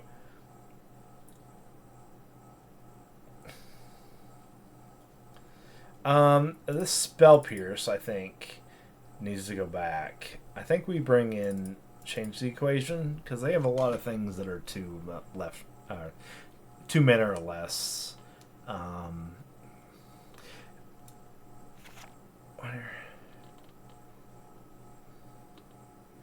Yeah, that's not that good. And then E could be okay, but I don't think. We just don't have sideboard for this matchup very well. Yeah, I can imagine. I mean, but you're playing team. The question is, could you have, could you have actually done something different? Yeah, we'll keep this because we got a Faerie Seer. So in team games, you're allowed to communicate between players, and you're allowed to communicate with your turns and stuff. We're already finished our matches. Wes was left. Oh, okay. So you play your individual stuff, and then, but even so, the same thing applies with what I'm saying. Is when you're playing a group match, you play next to your other teammates, and you can actually look at their hand and look at the board state and give them advice. That's part of the rules. You can actually tell them that. So, we're gonna put the delta on top, and then this. We need the land for sure. So, for sure, we just need some kind of reaction. But we have borrower, and then we have clique. So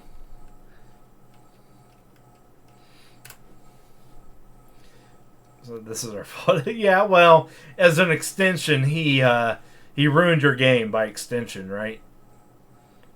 So we know who to blame. But shit happens, man. I've seen people choke under pressure.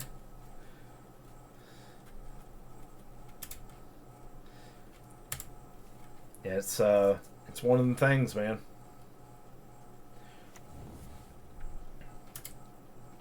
So I'm going to try to double Una if I can. If I can't double Una here, that's okay too. But double Una really puts us in a good position. And maybe I should just V-click, but let's see if he tries to get rid of this at all.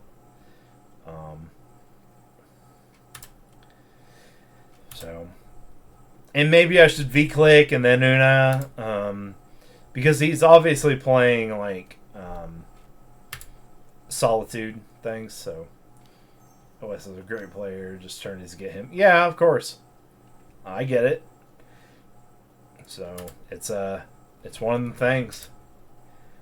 A lot of it too is I was talking to a couple other Magic players, and this past convention in Minneapolis is basically the first time I went well rested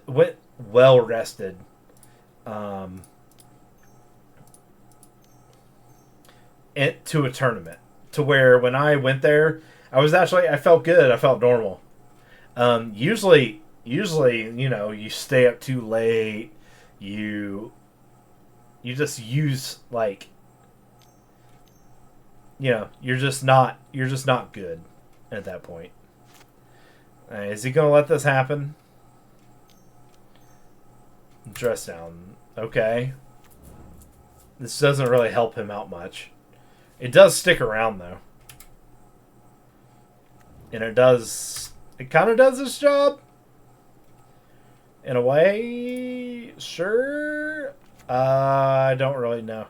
Anyway, I can't attack through this, which is another thing about aggro, is you kind of want to be attacking by turn 4, but I can't here.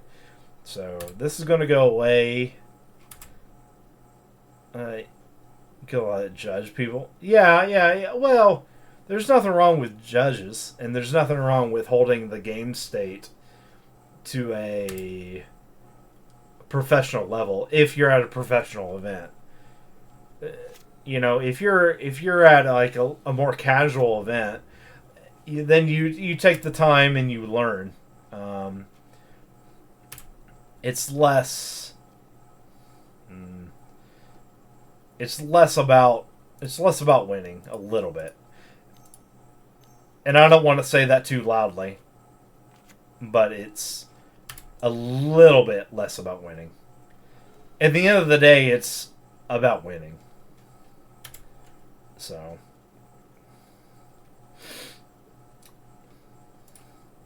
okay. The thing about this deck is double Scion. Double Scion is so strong. So all my fairies have Shroud. I probably should have pumped the Mutavault, but I'm not because he's 4 mana strong. My Spell Stutter sprites, like he can't Solitude anything. Yeah, he just loses here. So we're pretty happy here. First game misplayed.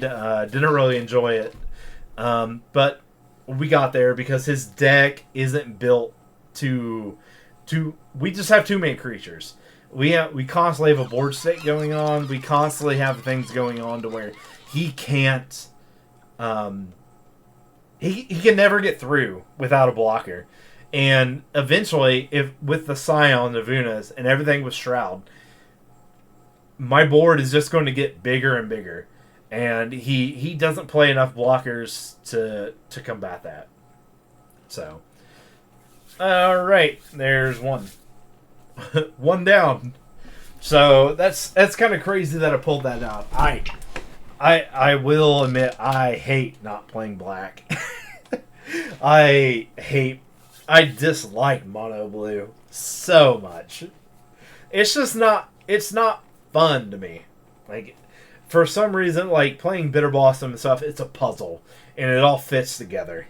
So, thank you, Whit, for the gifted. Appreciate it. That was nice. I like playing. Yeah. Well, so we're gonna Delta Obosh. Oh boy, super companion. We're being we need counterspell, and we need it now. He's gonna come out of the gates quite strong, probably Ragavan. So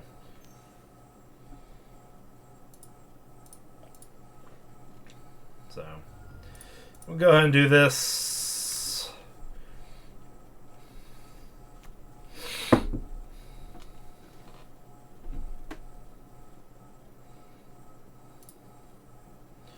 So we're going to go ahead and probably throw a Spell Stutter sprite at the Ragavan. The Mastermind does too much. And we have another. Sprite's good, but we'll see where we go here.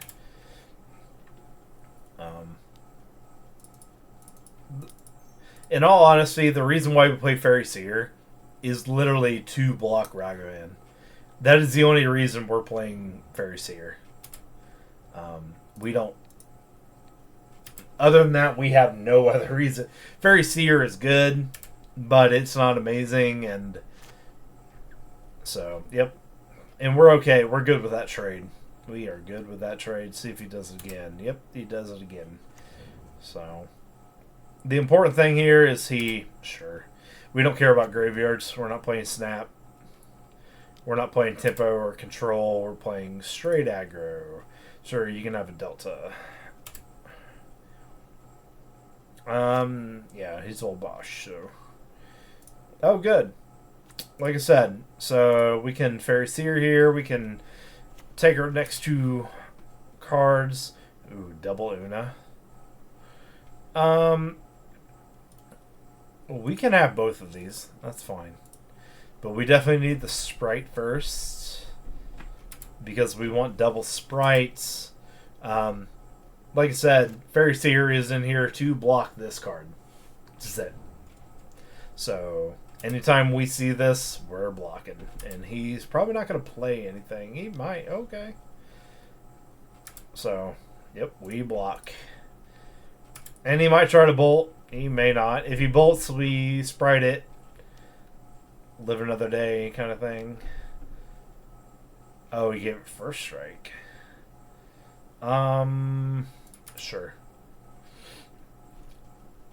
I should have read that card. So, that's brutal. Alright.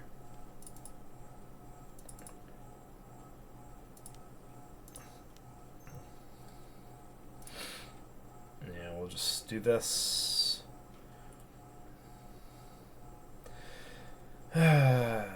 Should wait into turn, but we're cool with that. Yeah. Again, a Faerie, it doesn't really matter. He doesn't know. But cool. Alright.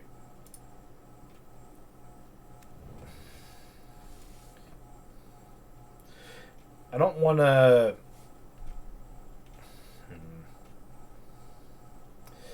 We need another land, but I know that Una's coming off the top. Okay, cool. Well, that first strike is kind of bad. We'll probably just let him hit, actually. I think that's best. And then if he bolts, I mean, got Spell Stutter Sprite that I can just throw. Maybe that too. Because he'll be able to kill two things. That's the other issue. So all graveyard, sure. Now he's just digging, and I could actually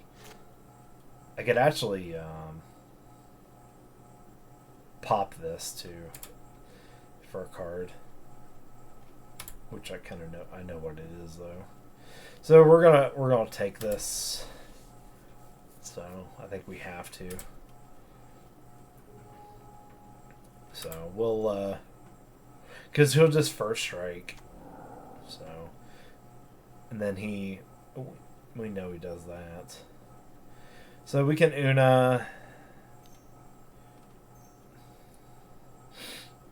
Okay, I don't know why he plays something. Yes, play something for 2 so I can counter it. Do it.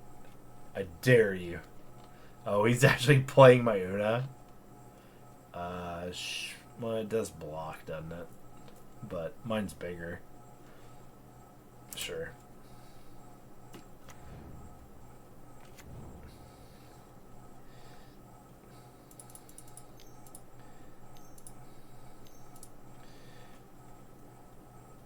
I didn't think you'd actually play it. So, but now that my thing's bigger, we're all good. Ooh. So we'll just we're gonna misbind on upkeep. So see if he blocks. He probably won't. Oh, he does. Okay. Misbind on upkeep works here quite fine. But I am control. Maybe not. Maybe instep. We'll go instep. He has 6 cards in hand when he draws.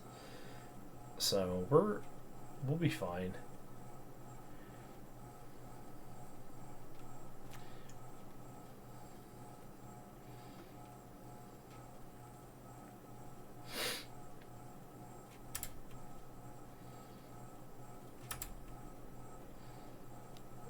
Yeah, we definitely block here.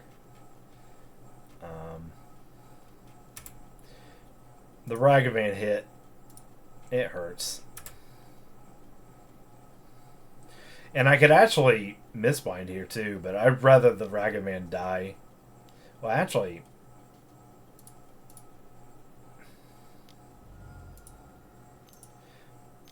I forgot he was going to do that.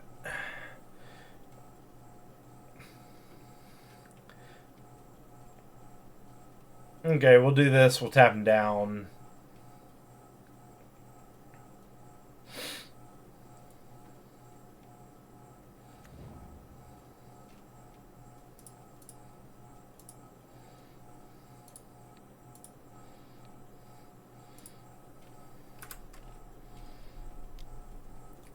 Yep, he gets first strike. Cool, he's blocked. So, we're not too worried about it. Alright, now we have that. And now we don't care. And we're just going ham. Dead in 3 turns. Holding up Sprite. Counter it. Whatever. Hopefully he hits a land off these. And we'll be good.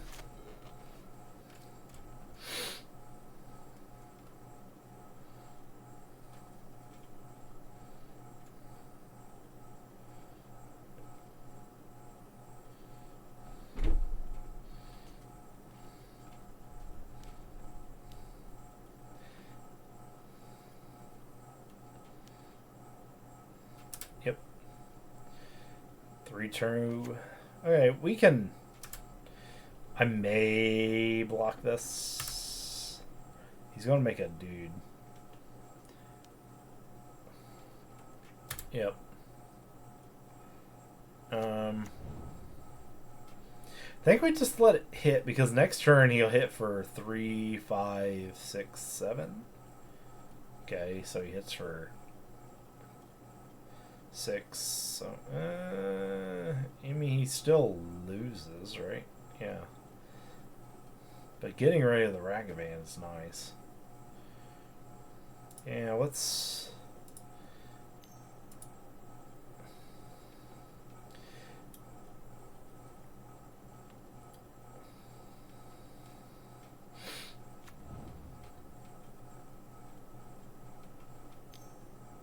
Yep.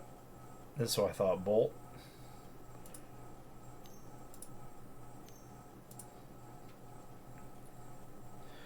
Alright. So, Scion would be nice. So, we're going to get a nice block here. Okay, he just gives up. I don't know why, though, because he had a lot going on for him. So, EEs come in. Spell Pierce is fine. Pestermite sucks here. It's not very good. V-Click's not that good. So we will go to change the equation. It's fine. I don't think we need 3 per se. Pierce is like really, really good early. So I think we take 2 Pierce out. We'll put a Gust in it. Both Gusts, sure. Just keep them honest. And then we'll take a Cryptic out. We'll throw in a Negation. I don't know. This is where it gets kind of rough. Yeah, we'll go here. Well, we don't mind round 62. It's just...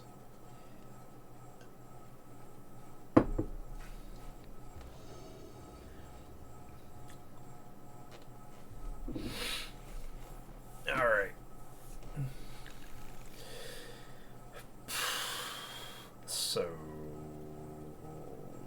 That's Mulligan. This is a little bit better.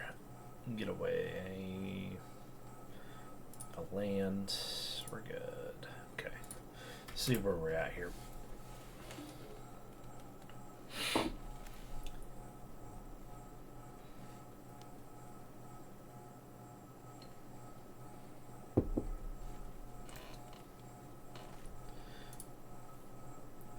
Land. So he's a Pyro, which is okay.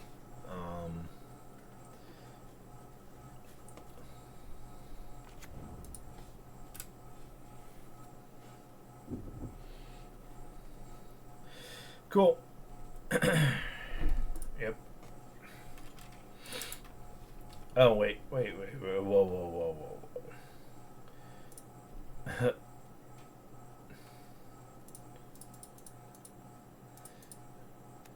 I definitely clicked that button, and it did not register with MTGO. I thought I just shipped the turn. That would have been bad. Alright, let's see where we're at here.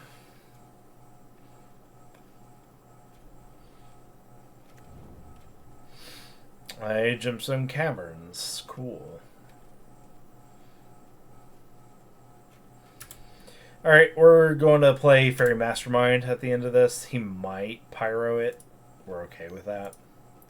I'm not going to... Basically, I'm not going to wait 2 turns for him just to pyro this. So, and that's fine too.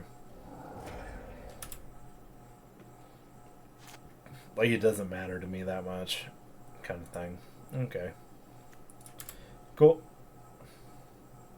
If he plays this, we just bounce it back to his hand. Actually, we probably just change the equation it. Because his, the alternative ability, the adventure ability, is actually decent. He gets us. Just, why keep more damage in his hand?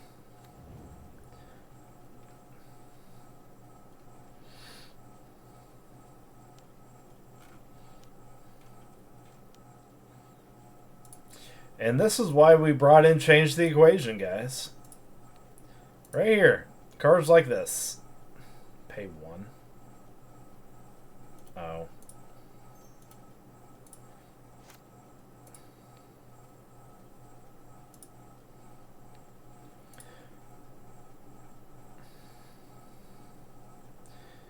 Yup. It's a good card, guys. Should be in the deck. Good card. Deals with everything mid-range that you could possibly want to take care of. Takes care of endurance. Takes care of prime time. Takes care of crushing footfalls and rhinos. We'll play the Delta. Alright. So the question be... I'm going to hold up. Even though I have to take 2 damage to bounce the Bone Crusher, it's really important that I take care of it. So, and then if he tries to like Bone Crusher again, Spell Pierce. Spell Pierce is just weak right now. It might not be weak. So, I could also Soaring Song it, but I am going to take 2 damage off bouncing this thing. Which sucks. Oh well. So one thing about not playing black is we're happy that we don't have to take life off of Bitter Blossom. We don't have to take life off of Thoughtseize. So our life total is just... It's less of a resource. It's less of... I don't have to worry about like getting Revolt on like Fatal Push, things like that. So, all right. So we're gonna go play this as land. I think at this point the 5 land are better than. I'm tempted to play it out like card now because he only has 2 mana. And then I could Spell Pierce it. So, but I could also just Spellstutter Sprite it too, which might end up happening. So we're basically gonna Brazen Borrower. Let's see what he... Blastzone on 3 actually hurts a little bit. So we're gonna play Brazen Borrower here. It's probably going to just get ripped apart, which is okay. We expect this.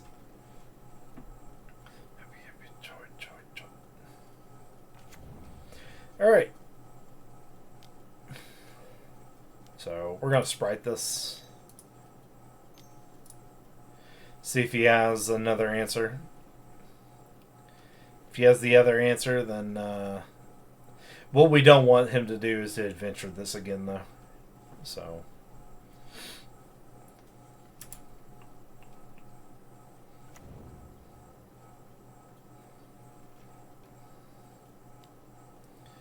Okay.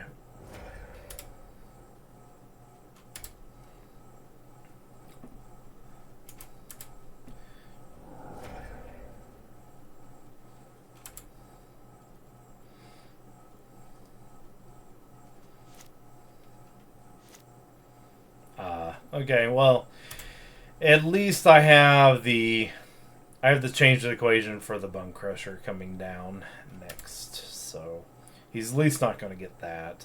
He just has too many. He got flooded early, and Spell Pierce is not that good.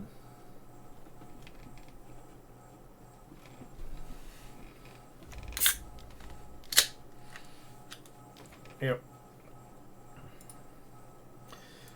We just have no way to deal with this right now other than this, so we're gonna take care of this.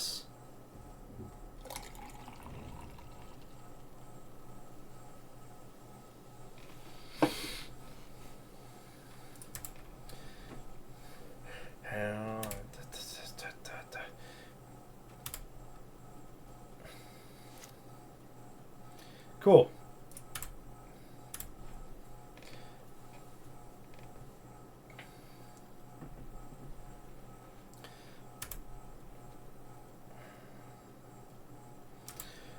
See what we can do here.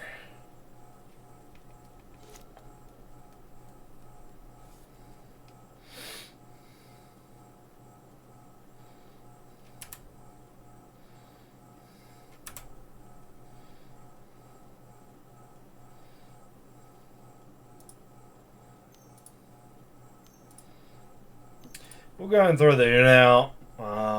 If he gets rid of it, so he could just hit this with a land. Sure, we'll trade Bolt for that. We're trying to trade resources. Okay.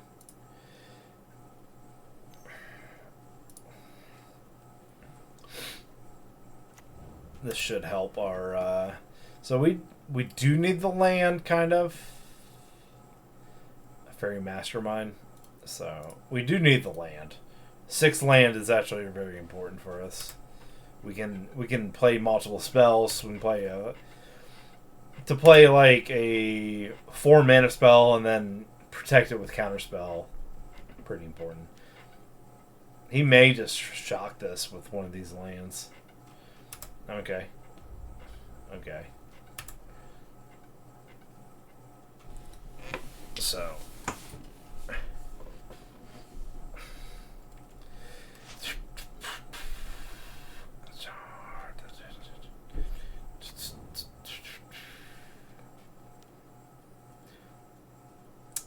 Yeah.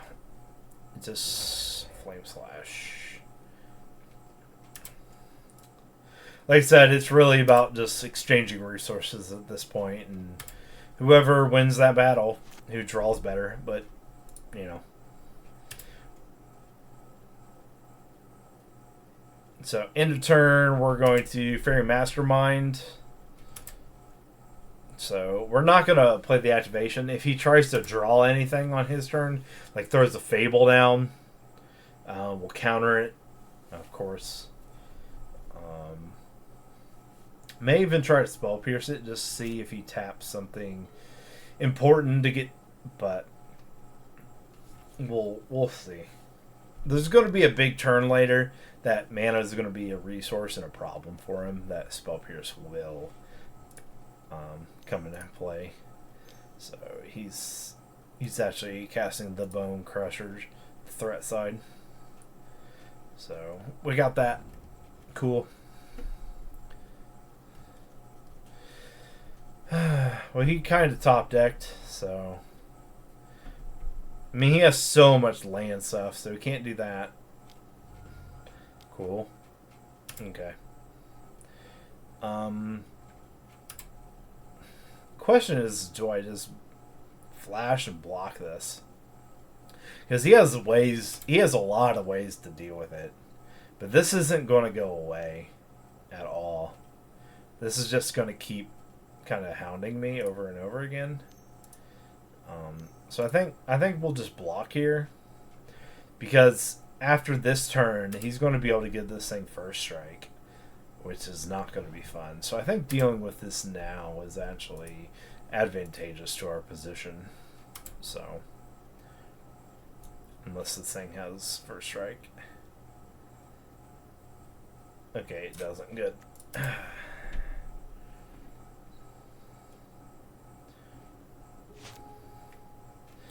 Alright. So,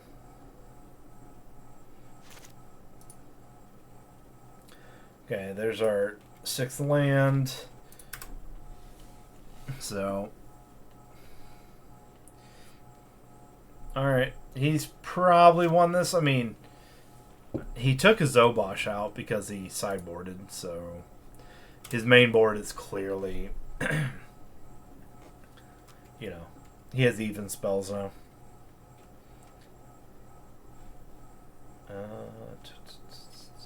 Okay. Do this. No more land, so we can get rid of that. So, but just need threat. Something that's not a misbind click. Misbind is bad here. Ooh. I think we put the subtlety on top.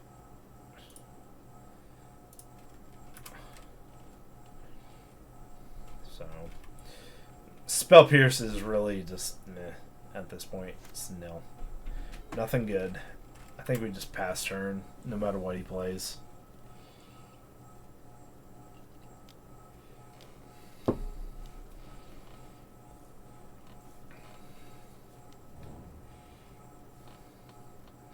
That's not good.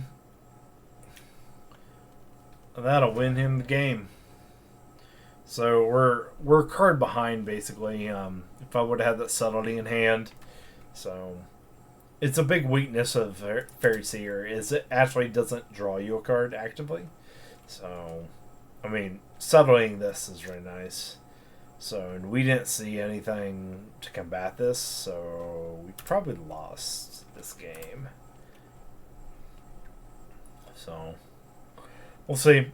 Because we're going to take 7 here.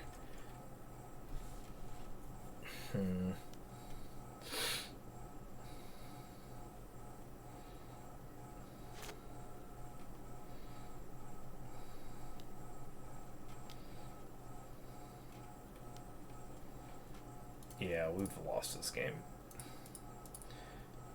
Because we know what we're drawing into, so we... how do we want to play this? So, the bounce is effective. V-click, take one out. I think we... Yeah, let's take out Spell Pierce. I'll take out this for a Force Negation. We'll do that. I think that fits better.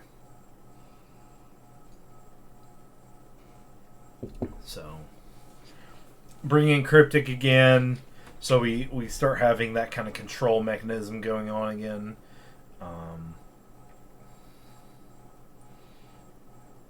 The E is really to come on like 0. So, I think.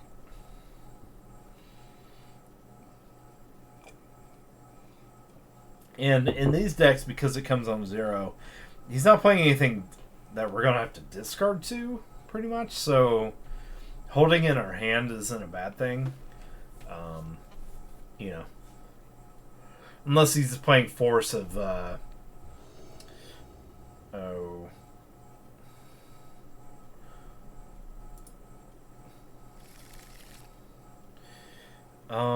Okay, yeah, we keep this.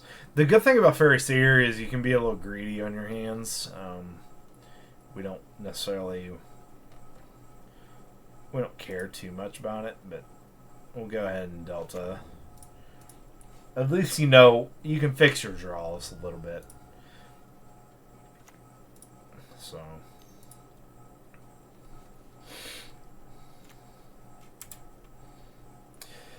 EE, we already got one of those, so we'll put that on the bottom. Double Una. Quality, but I need a land. I need a third land first, so we'll put both bottom. So, in hopes for a land.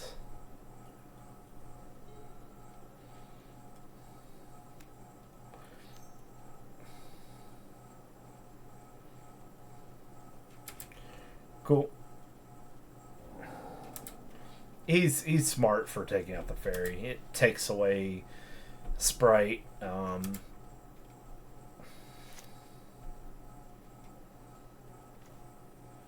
Yep. Um,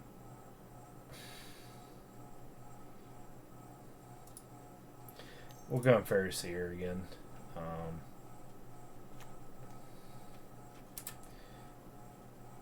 Need that. And then put this on bottom.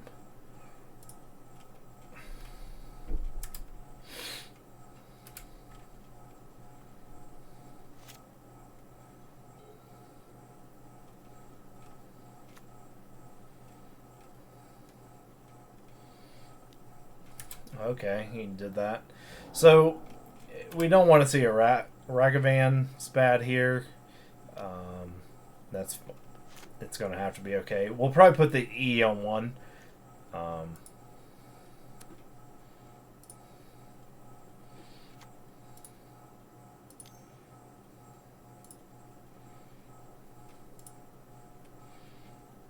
Thing about E in this deck is in Modern in general, you rarely put it on two. There are times where you just want to run it out, but some people say, "Oh, run Chalice," but Chalice doesn't do a whole lot either. So Chalice isn't a bad thing by any means. And I'll just pop this here.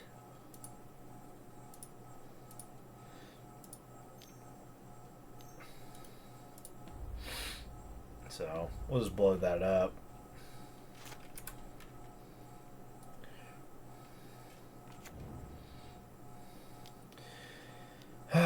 Land.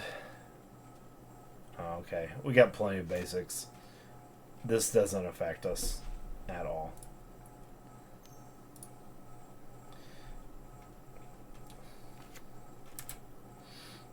The problem with this is it's not a bottom top.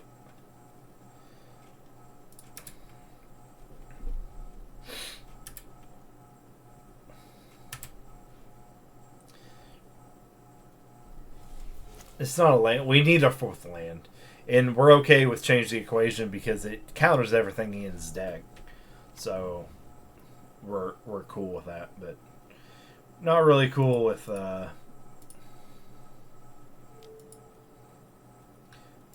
no. There we go. Yeah, well, we're gonna counter this because we don't have anything better to do. If we let it hit, you know, I can counter a Ragavan with the Sprite. I can counter something else, but anything for 2 he plays, you know,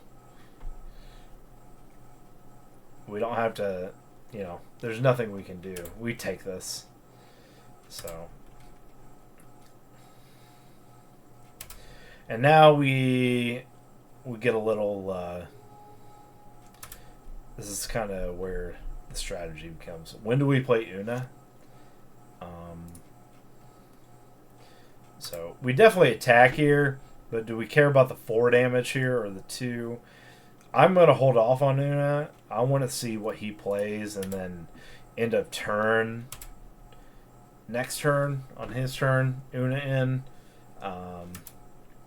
And then we have changed the equation, so obviously if something comes down like a Bone Crusher, we take care of that.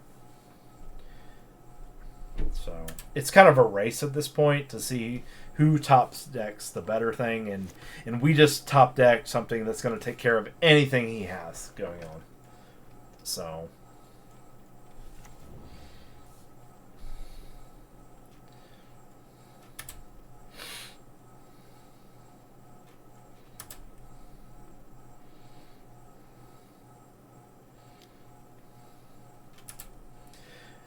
all right. So he drew a land, obviously. So, and if he didn't kill something beforehand, he may kill something here as well, and he might even kill the Una. But we're gonna play the Una.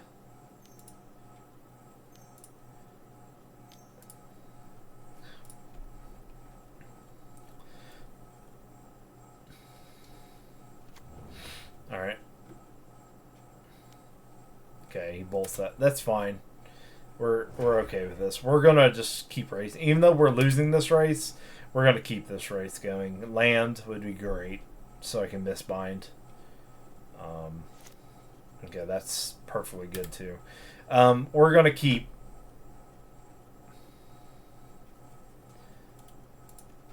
attacking.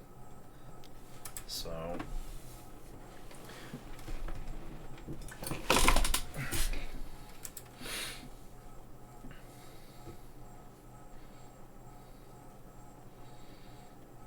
The biggest difference between like Dimir and this is sometimes you get in this situation even in Dimir matchups. But if I had a Bitter Blossom going around with 2 tokens and 2 creatures, I'm just hitting progressively for like 3 or 4, and then I'm blocking his when it becomes relevant. So it just makes the math a little bit, I don't know, not easier. It just makes it more straightforward. And you have a way to get ahead, basically.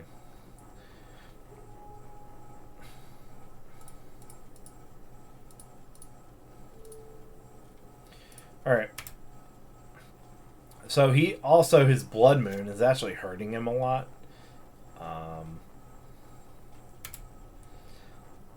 Whether he wants to admit it or not, like he can't activate this. So it is hurting him a little bit, and to a point where I may just Brazen Borrower here, and then go up to where I'm doing 5 damage, kill him in 3 turns, and so we have options here. We're not out of this by no means.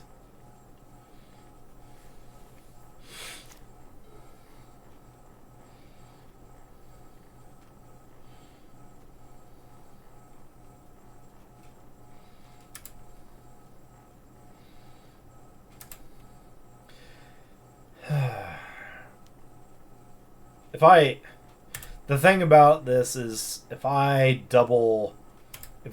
rip land, this play feels really bad, but I'm going to throw the Brazen Borrower out. So, maybe not. See what he does. Fury. Okay, yep. And this is where we change the equation. Hey! Like I said, change the equation's amazing. Just so you know, if you haven't played it, it's amazing. It takes care of all these problem cards. Alright, we'll play this even though it's a mountain. So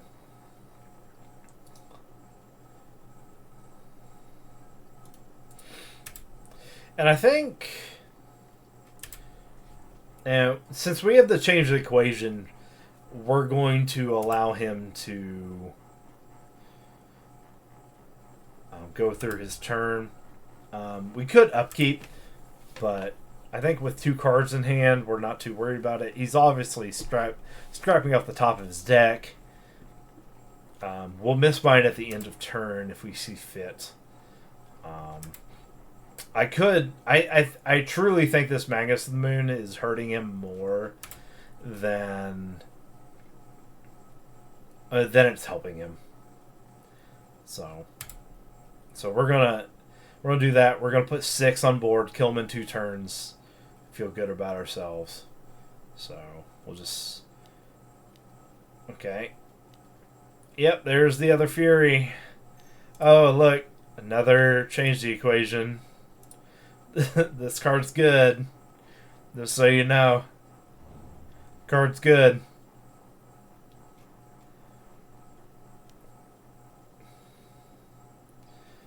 I wish I could. I wish I could misbind. But I can't. Can't save it. Nope. So, at this point, this is where we upkeep. And we tap him down. He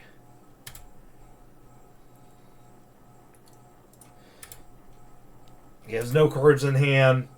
We're going to get a time walk out of this. So, and we are not going to block the Brazen Bar or the Magnus. So we're going to get a nice time walk here. And this is the power of Mistbind Clique. Yep. It's coming.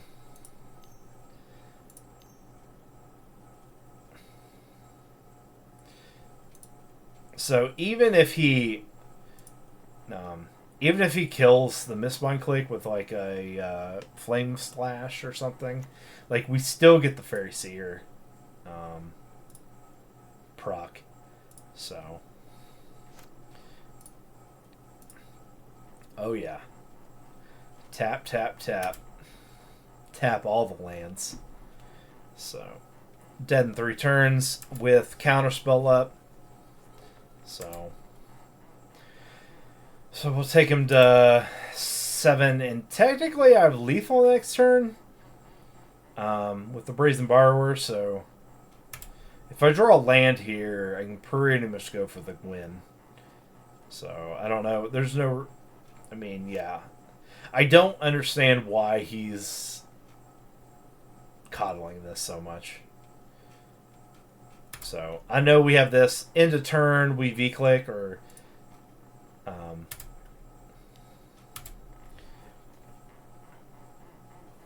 but we're not just going to throw it out there. So, Flame Slash is sorcery. We're not... He can double bolt it, but the damage is done at this point, I think. So, or we can just ride it out. V-click is really good here. If I had another Mistbind, I could Mistbind this and do the same thing, but it's pretty good. I really wish I had that other land. So yeah, we just counter this.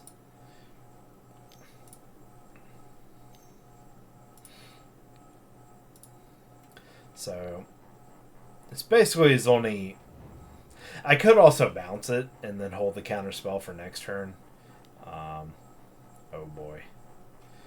Yeah, we'll do this. He still dies in 2 turns, sure. So he didn't get nothing out of it. Still dies in 2 turns. I died in 3 though, so.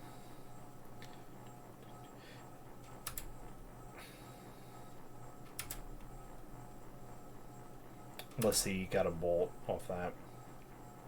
I probably should have V-clicked at the upkeep there.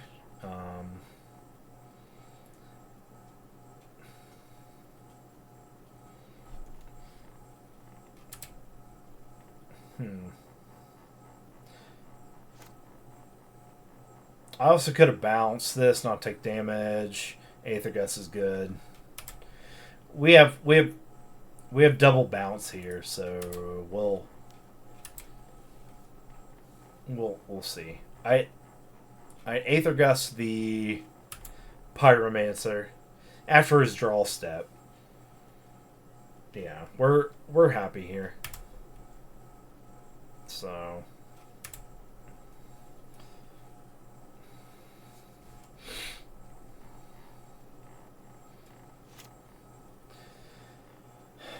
alright. Let's see. He has to do something with it. So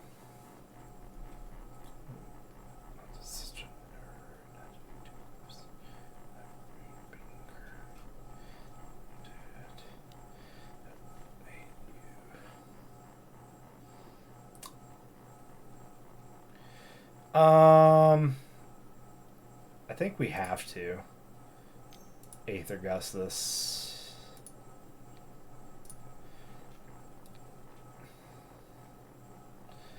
And then we'll hold the bounce.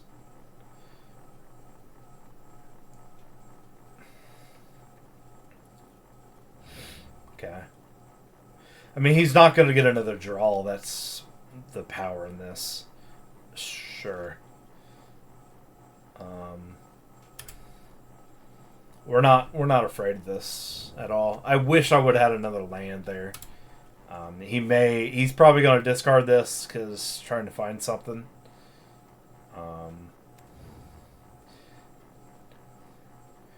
And then he's either going to concede... and he got another one. Wow.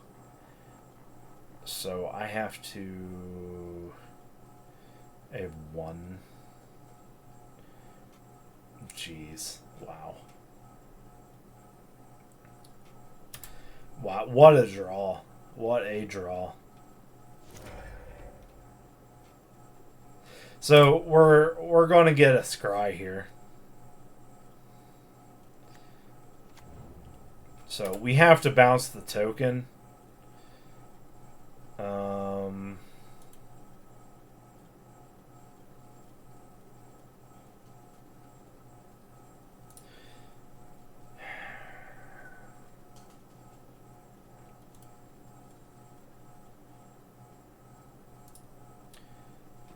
We'll hold the Mutavault up. I mean, that...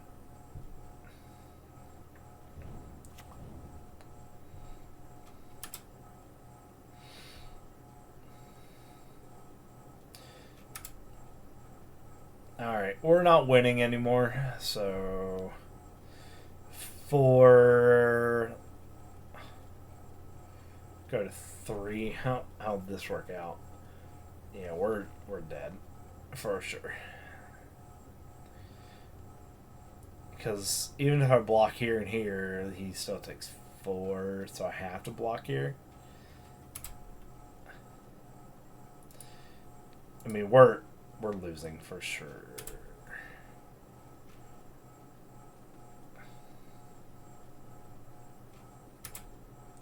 Yeah, we're done.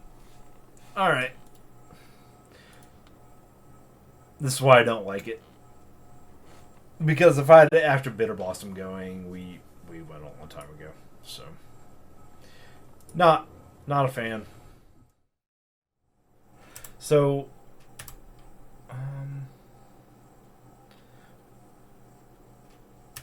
we'll just play the island. It's actually one matchup that the fetches don't do well with.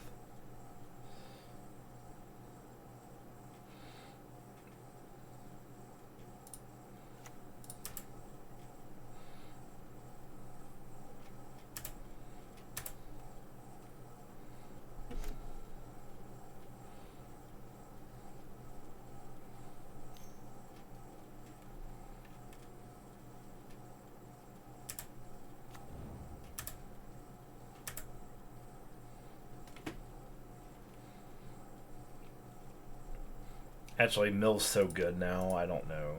We might be able to beat it. We'll keep it. We need creature.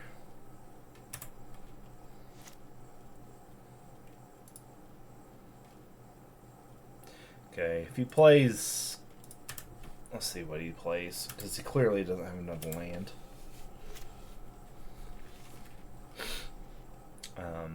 So I do like the ops in the list more than without them. So he kept a bad hand. Yeah, he can draw. Hunt squirrels, unite! Oh, thank you, Zach, for the 6 months. Appreciate it. Hideaway land.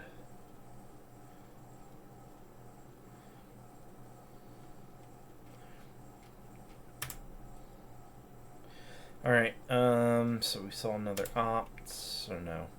Land. Una, Cryptic, and then double click. Alright.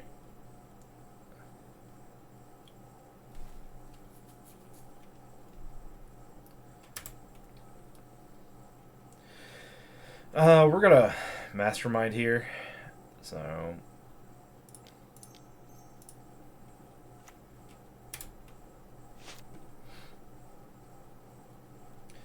and then we'll play the vaults. We just gotta kill this dude as fast as possible now.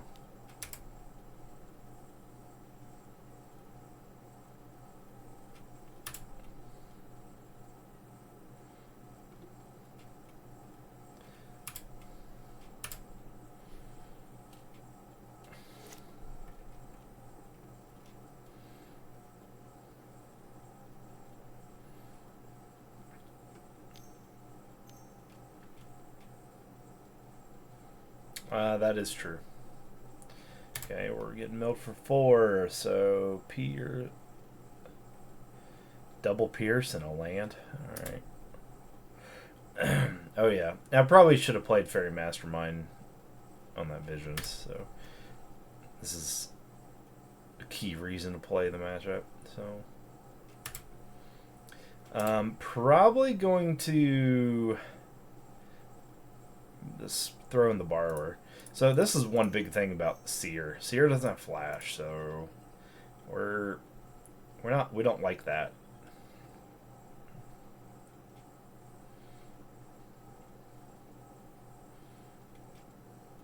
Yeah, I agree, Zach. Okay, he's going to surgical what? Oh, cryptic? Sure. This one good thing about running on A2 cryptics is that him taking out the cryptics doesn't really do a whole lot. Like, actually, Cryptic Command isn't the best card against him anyway.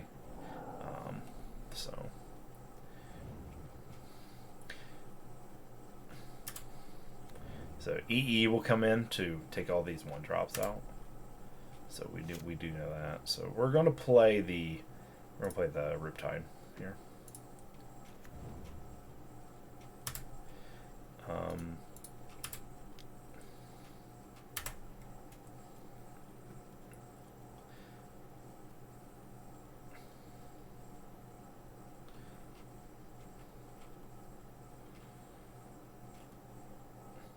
I probably should play the Delta, but I don't want him to Archive Trap me.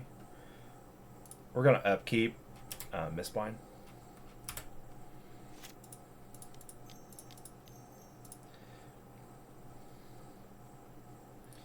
And we're going to take the Borrower because we want the draw effect off of...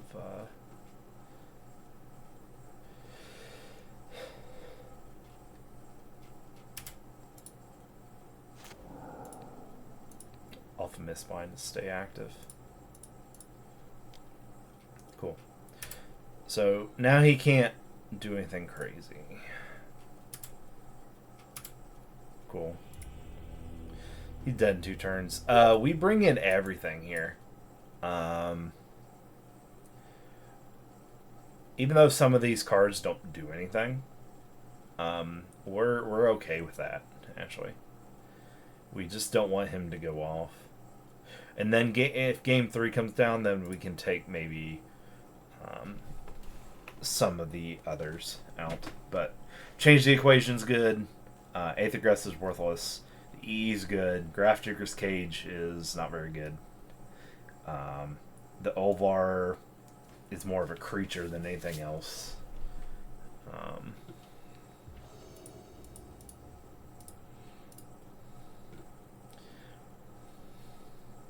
So, like, players can't cast spells from their graveyards or libraries, so I don't think he has anything. I might still play it.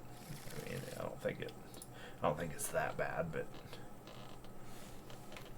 but also is like I could subtlety this if I really felt like it, which maybe I should, but I'm not going to. So we'll go here. Okay, we're going to play the EE on 1.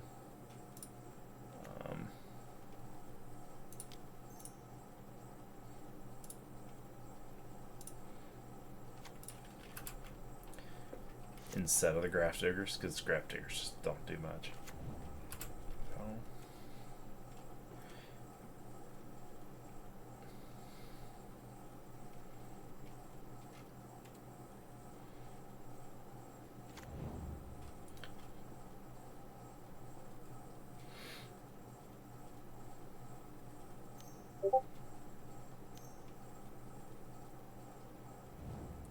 Alright, he's playing old school Glimpse. So, and he's getting a good start. So, now, even with that, it takes him an extra spell, basically, for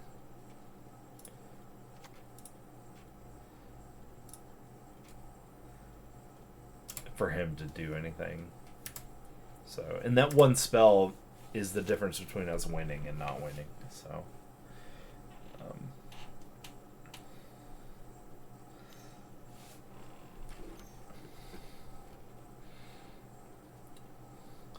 Alright. That's fine.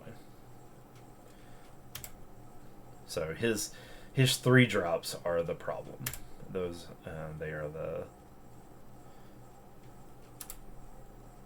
the best spells he has. So if we can stay away from the 3-drops, we're good. Okay.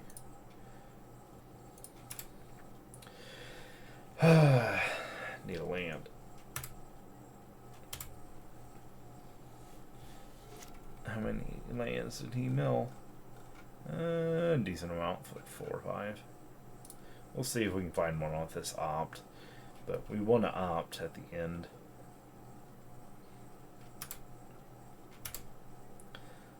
So he can't manipulate my deck, the top of my deck, anyway. Sure. See, and this is what sucks. Is I'll probably, even if I don't want it good, he went ahead and popped it. Which is...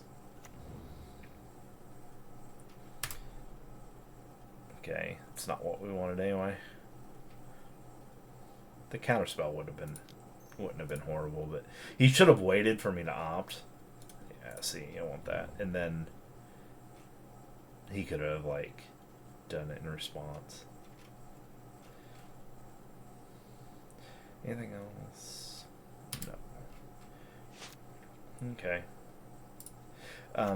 This happens a lot, like I was telling you. Do I want to be proactive? I don't have to be proactive here. Because if he does something crazy, then I'd have to take it anyway. I don't have anything.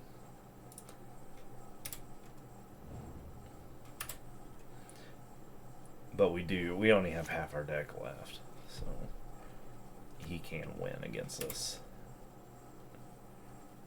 And this is why we brought in all 75. The problem is when you do draw 3 things that you don't technically aren't good for you, almost unusable, you kind of get this stalemate type thing. Yeah, we're going to V-click in.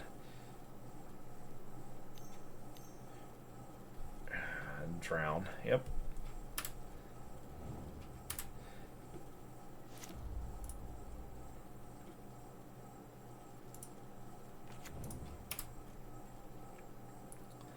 And we're cool with that. So might blow it. He probably has more 1-drops in his hand, actually. Probably just not using it. So it might have been a better play to put out the Scion there. But okay, he's cycling. He's playing around counterspell at this point. He's seen my deck. He knows what's there. I wish I had a Mastermind because I would have drawn a few cards here. He might deck himself, actually. So what is that? Whenever a creature card is put to an opponent's graveyard from anywhere, you can gain 1 life. Yeah, we can. Sure. I don't think I have much of a problem.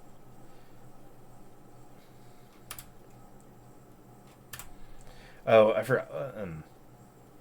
Orvar is also a changeling, so it's also a fairy, which is another thing.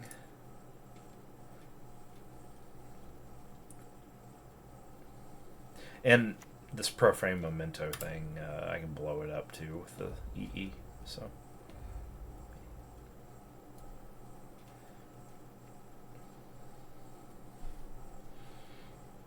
So we're not out of it, and that's late, but well. So we have kind of have a predicament here.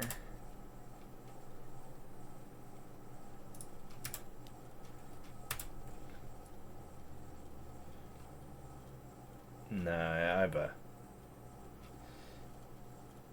it's something different than what I normally play, Zach.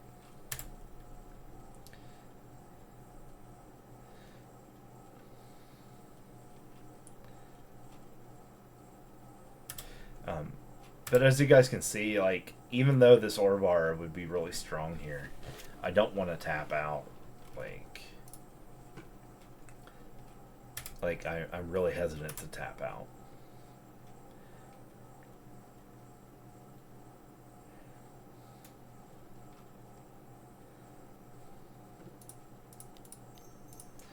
Yeah, Mastermind. And now we'll start getting there.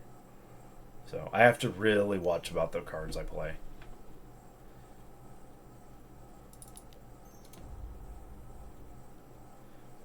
We'll sack this. Kill these two things. So yeah, he kills the Mutavault, so what? I get a island.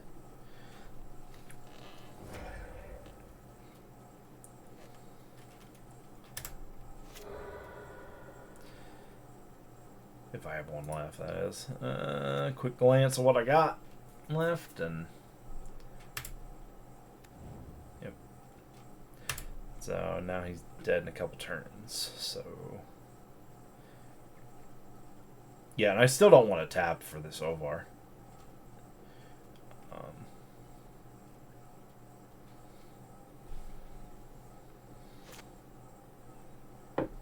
Gus, bad draw. But he has to take out the Una. This is a really good thing about Una, is it demands him taking out the Una first. He can't take out the real threat of the Mastermind. So if he tries to draw out of it, we draw. Maybe not this turn, of course, but on his turn, he does that. If he plays a creature, I mean, and I can still counter it on top of that, so he's not going to play anything gustable. The best thing for us is when he Field of Ruin, he didn't have an Arcade Trap behind it. So I can protect this here, or I can play the mill. We're just going to let this go, I think. We have enough creatures in hand. We don't mind. The subtlety is going to come down. What? Oh, he didn't. He has to have Revolt. He had nothing. Yeah, okay, cool. This is a question now, is we can kind of finish him off a little bit.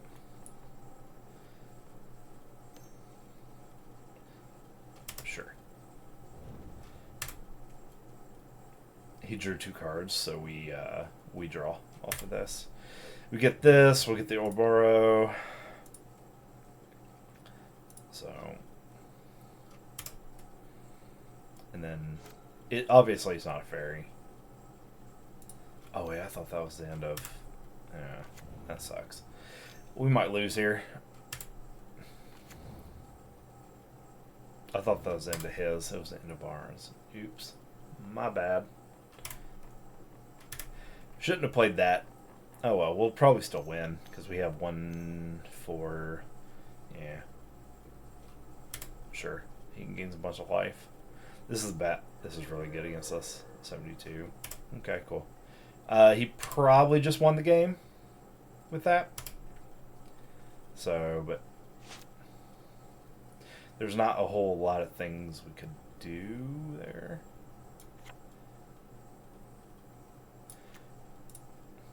So we'll go ahead and do this.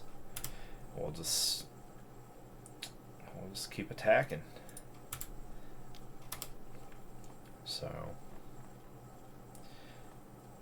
we can't really, yeah, that's unfortunate that our hand's the way it is.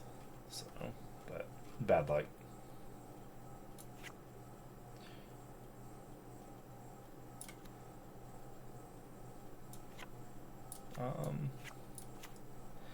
I don't think it. Does this have flashback? Yeah. I'll play a Boro next turn. It's not that we can't do a bunch of damage. And drawing it, having him draw a card, actually to draw 2 cards might be the wrong thing to do here.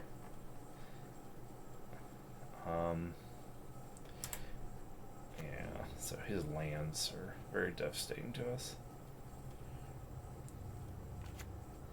Yeah, I think we just lose here. Our hand just wasn't good enough. I think we keep the same, even though we did get stuck there. Oh, you didn't want to play. Alright. He has to... Basically, though, he has to get that card and gain that much life. If he doesn't, he just loses on the spot. We didn't draw Counterspell there, so we're going to lose, basically.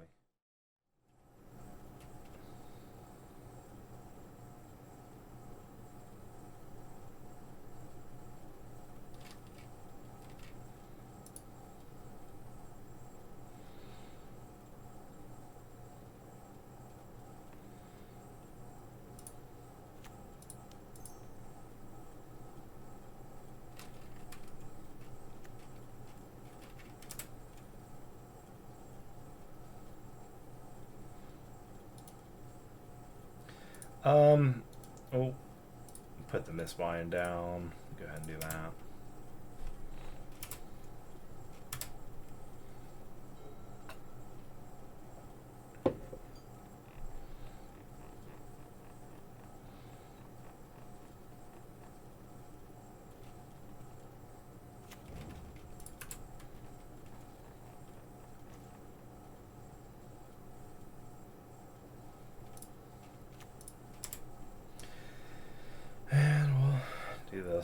The reason why we put the misbind down underneath is because we don't have a fourth land to cast it, so which is why we play 3 misbind to begin with. So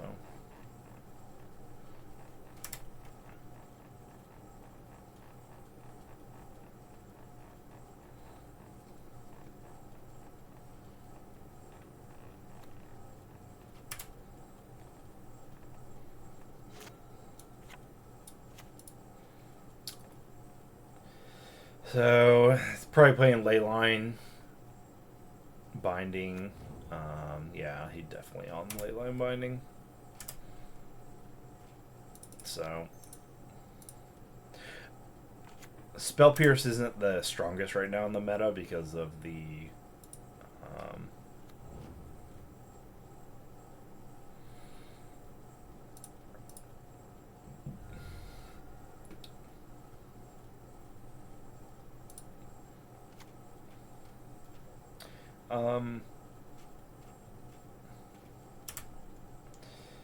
Spell Pierce isn't good because as good as it once was due to the fact that MH2 the elemental creatures, the pitch elementals, basically make it to where it's not very good. We're gonna hold off for a Sign of Una here. If he tries to like Fury, if he tries to Leyline Binding something, then we can Una and protect these things.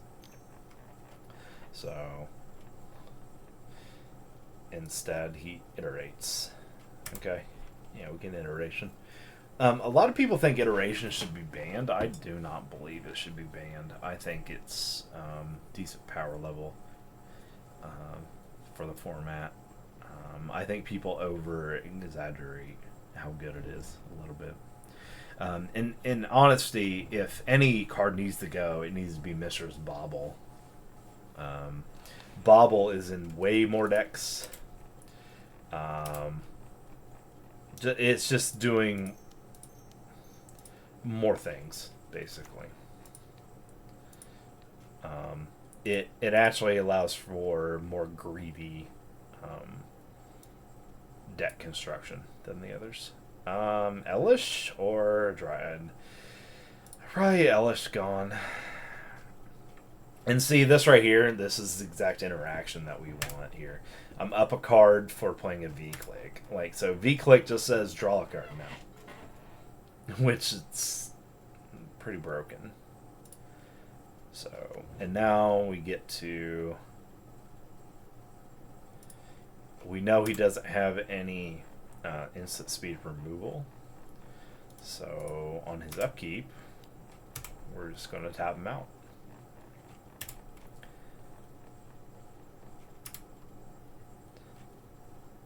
I could let him waste the Prismatic Ending too, but I would rather get the kill here. So, and we'll take the Fairy Seer, not because it's a 1/1, but just because it describes who. Yeah, he gives up. So we curved out, therefore we won. So that's really a lot of how that one works. Grafted Digger's Cage. I don't think he uses that much. We are worried about a Fury. We are worried about that, but I think the change the equation works quite well here. He may even be on. He may be on creativity. Might be. We don't know that. But we'll take this out. Take a subtlety out. Take a Sprite is not really that good here. Pierce is not that good. It kind of is, kind of not. The problem with Pierce is this, is like, the Leyline Binding, they're paying 1 for. So them to pay 2 more for it, which they probably should have paid anyway, it just doesn't make any sense.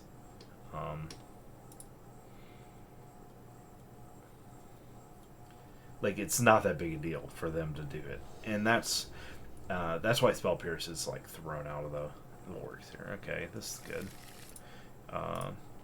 We're obviously on the draw here, but we're okay with that.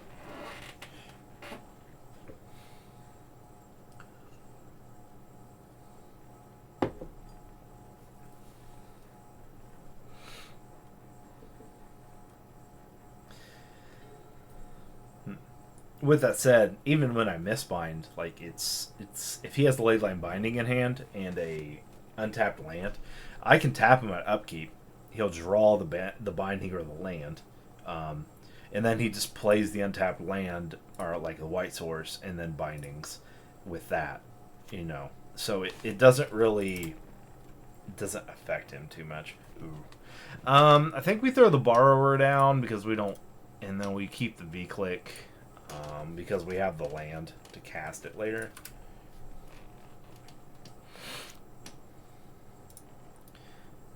Yeah. He knows about that now, so.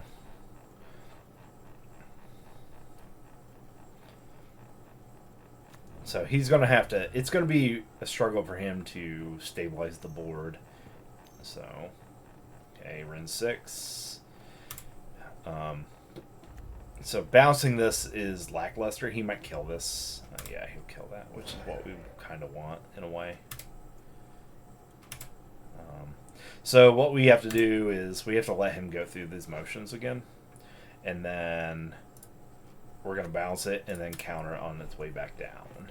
It's the only way we could deal with it. Or actually I could bounce it and I could V-click it away. But playing the reactionary actually steals a turn away from him, So luckily he doesn't have a fetch land or any other land in his graveyard, so he might just downtick this again, which is actually best case scenario. Okay, cool.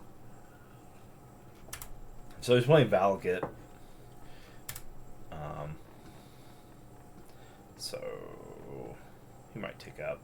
Okay, he ticks up, does nothing. Cool. He has a really bad hand. Okay, but we have to get rid of this. Bye-bye. Yep. Okay. Get that. Counter on the way back down. Hopefully he just doesn't have another one.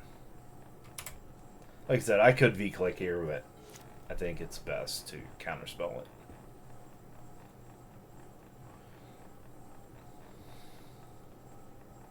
Because if he tries to play Dryad, that's equally as bad. So to be proactive isn't the best here. Obviously, if he plays nothing, we V-click at the end. Or I could even Faerie Mastermind to V-click later, but to kind of take away Sing at Sea, it's like this. So we'll counter that. The Dryad makes the Valakat and all his lands like basically tap for everything, and so we'll go ahead and do this. Grab that. So, and this is where we're kind of stalling, even though we have a bunch of stuff to do.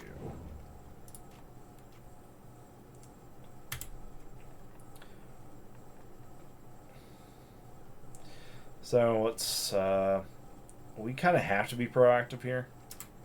So on his draw, we'll V-click him.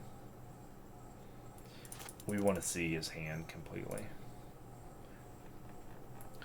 We just can't. Yeah, we have to do something. And we wish we had 2 counter spells in hand. This is where I wish I was control deck, because this happens a lot.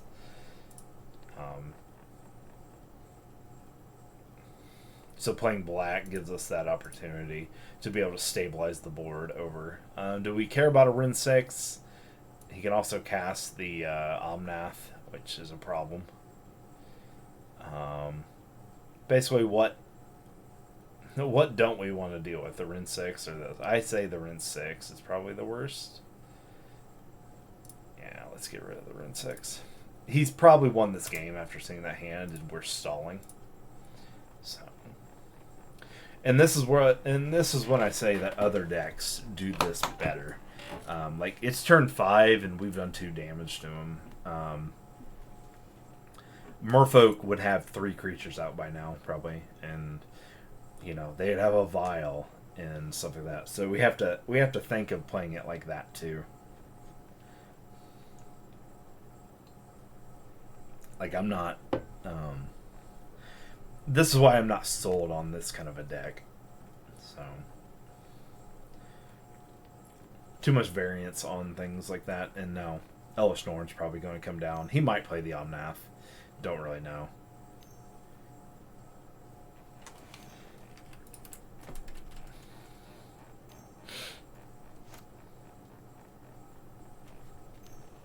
Yeah, Omnath coming down.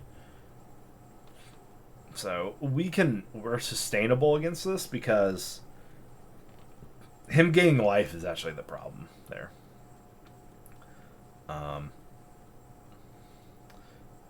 We're actually going to upkeep him. Miswind him. So, because we can't let him get anything else out. And if he has a Leyline Binding, we lose, basically. If he takes... Well, not on this, but his upkeep and stuff. So we'll see.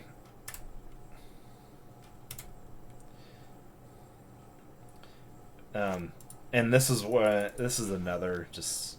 This is getting a forced play right here. And we have to force this line because we can't allow him to Elvish Norn and continue to build his side of the board. If we continue to do that, then we're just going to get demolished, basically.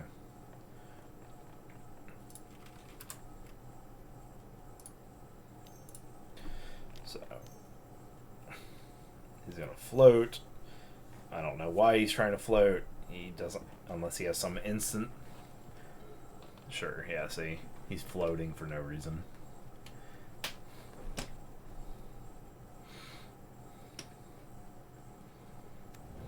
Yep.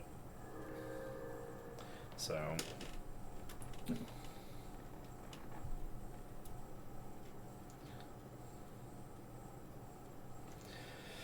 alright, well, this isn't bad. How many mountains does he have? And we have to keep punishing him, so... Is this a mountain? Yep, 1, 2... This... Okay, here's 3.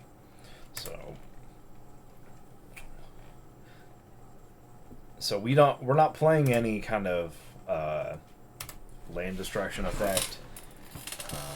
We could, and there's certain thing. If you're playing like a Field of Ruin or something like that, the Valakat, you can either target the Valakat early to get it out, or you can start targeting mountains because the way Valakat works, it checks on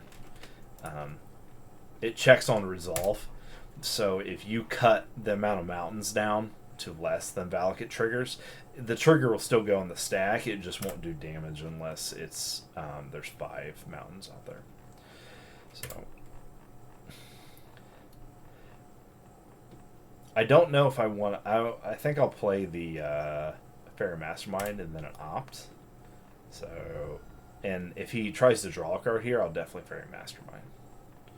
But hopefully he draws a card. But there's problems with that too. If he does try to draw a card here. Yeah, we have to counter this. We do not have a choice here. And actually, we're going to... We bounce.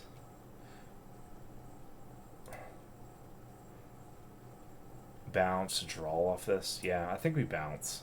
Counter bounce.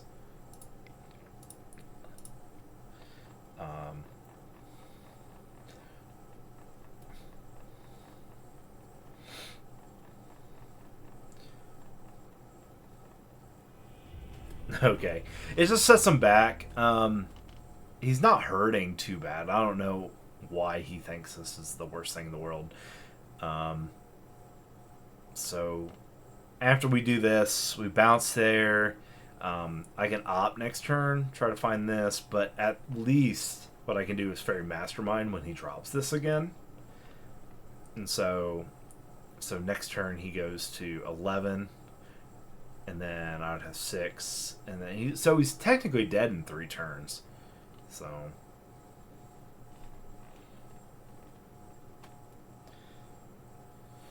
So some of the problems, yeah, he conceded with that, but we see some main problems going on with the deck. The deck can't deal with value creatures very well, especially if that value creature has 2 toughness. If it has 1 toughness like Ragavan, we can deal with it quite easily. And we can deal with like Stoneforge Mystic too, but Stoneforge Mystic will never attack. It won't. So the creatures that just want to sit back and chill, we have a problem with that and just activate their abilities. We don't have an active way to like remove those from the board state. So this is one of the things where Faeries has to, or as the aggro deck, you have to push through that. And it's just very, very hard to do that. Heritage Druid, that is what we not want to see. So we'll go ahead and grab that. We don't have a 1-drop, which we did, because if he's just going to throw Heritage Druid at us, we're happy with that. The biggest problem with our deck is we don't have a lot of interaction going on here.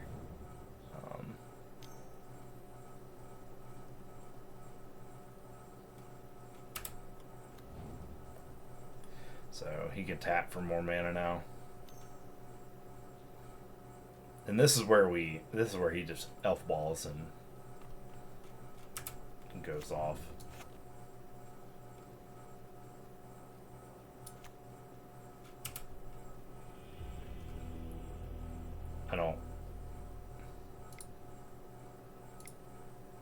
There's not a whole reason why he shouldn't be playing.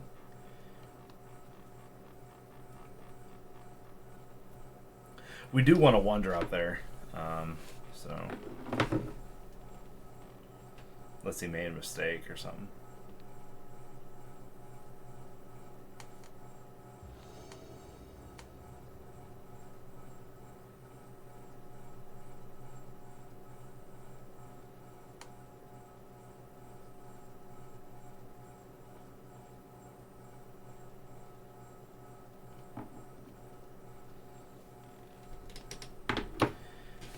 Double. We can probably keep this. We get an opt.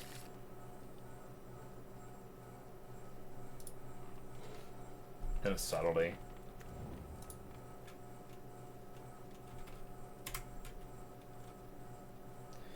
So opt, pierce. We drew a land. That's good.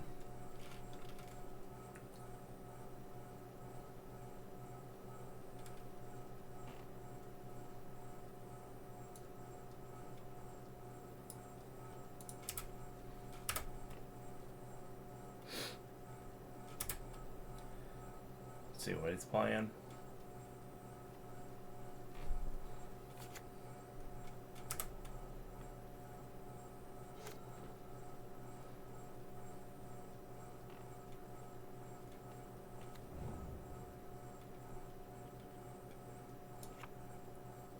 elementals.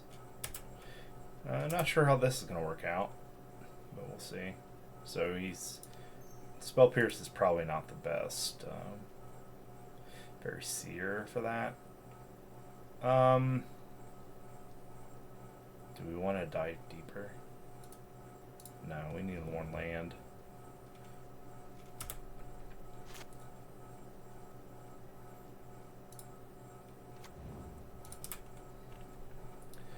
Hold up bounce. Just hold up my stuff. That's where Faerie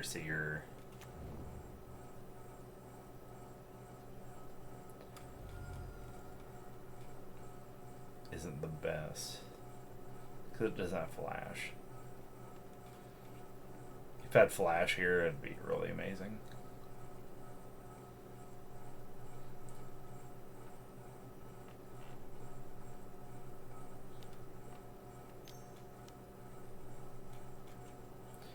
Risen Reef. Sure.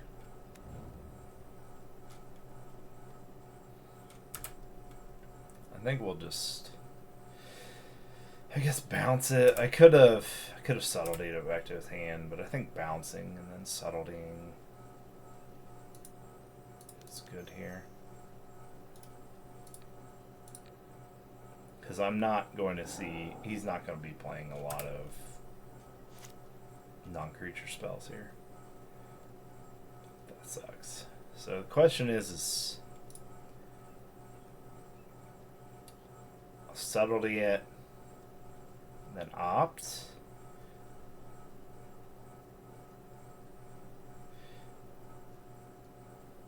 No, I'll Faerie Seer. I hate to make this decision, so like it's not, but I need to make sure my next draws are good. Like Faerie Mastermind isn't. I could put Faerie Mastermind's not bad. It just I need the land first. Top. We'll top. Put the land on top. So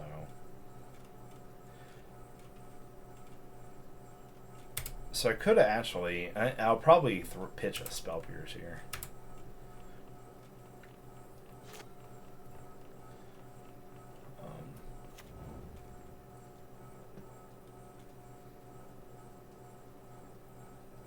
To the subtlety.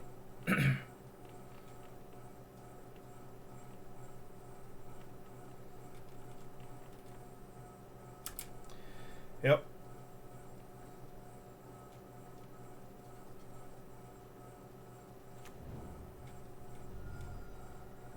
I hopefully he plays like Omnath so I can put some out there. Taps out. We're in 6, so we have to do this anyway. This is what I was really hate. I didn't want to do this. Like I wanted to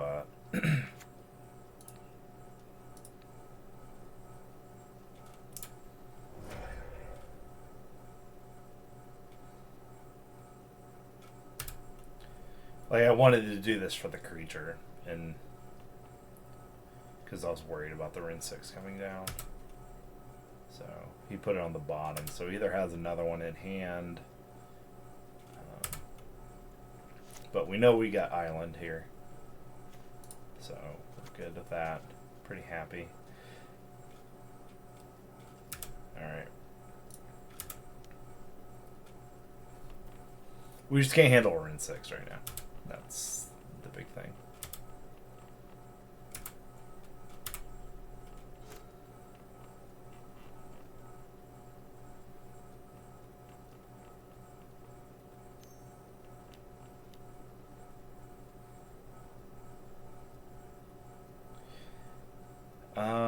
So we let this hit again, and then I can opt out of this.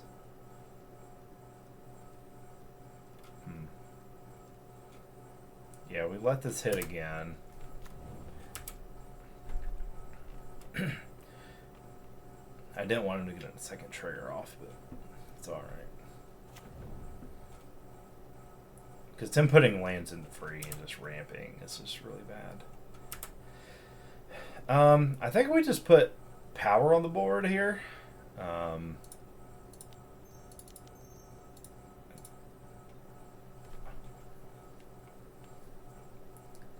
mean, we're worried about a Fury here, but if we don't put pressure, yeah, we're fine with this. What we don't like is the Risen Reef. See, I don't have any kill spells, so it's not like... So, assuming he's going to evoke here, or not... nope, he's going to let it go. Not evoke, but... that other card.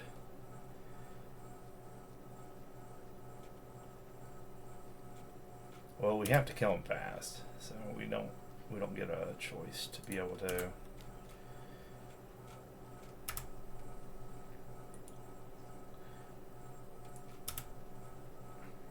Question is the opt here. I think we hold. We let him kind of go do his own thing, and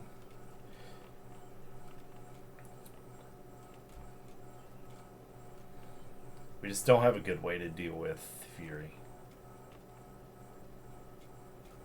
until post board. Post board, we have more options.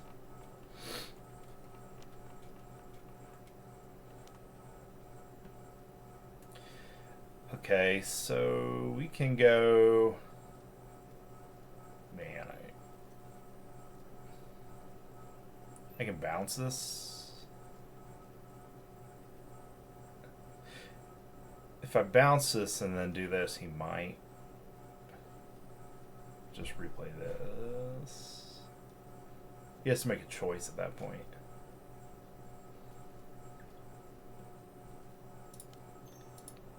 Yeah, let's go ahead and do this.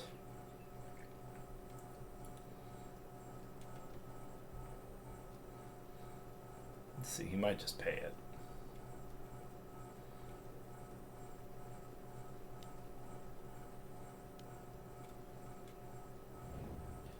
Yep. So let's go ahead and put the Mastermind in play so we can at least like kill it next turn if we want.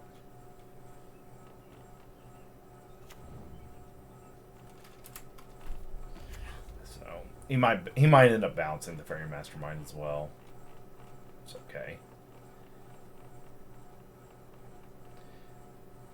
My other line is to opt there, try to find the land. So I have 3. I still have 3 untapped. Okay, he chooses to go up. There's my land. So I would have found it. Now we're in much better spots. I can bounce. I can bounce this on the way back down, counter it, which I think was what I'll do. Or do I just activate and then... Yeah, I'm gonna force him to block my Mutavault if he wants to keep his Faerie around.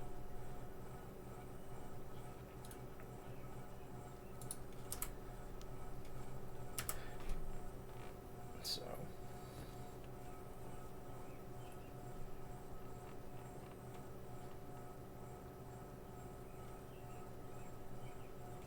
we'll let him make a decision on what he wants to keep.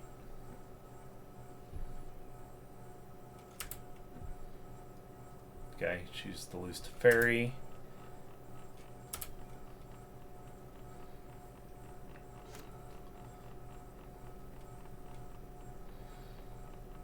We get blown out by Fury, basically, here.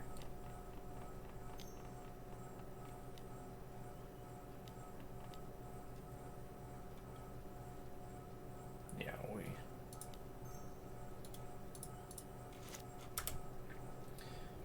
assuming something else is happening bad. We just have no way to deal with this card in main board. We just don't. So, and we have no way to kill the Risen Reef quickly.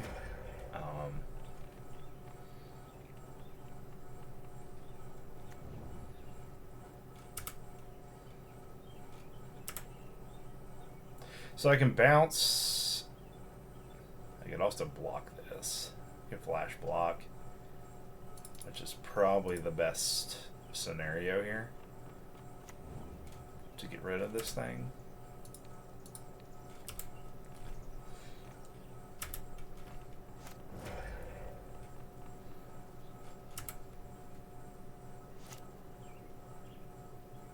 Okay. So I can bounce this to his hand.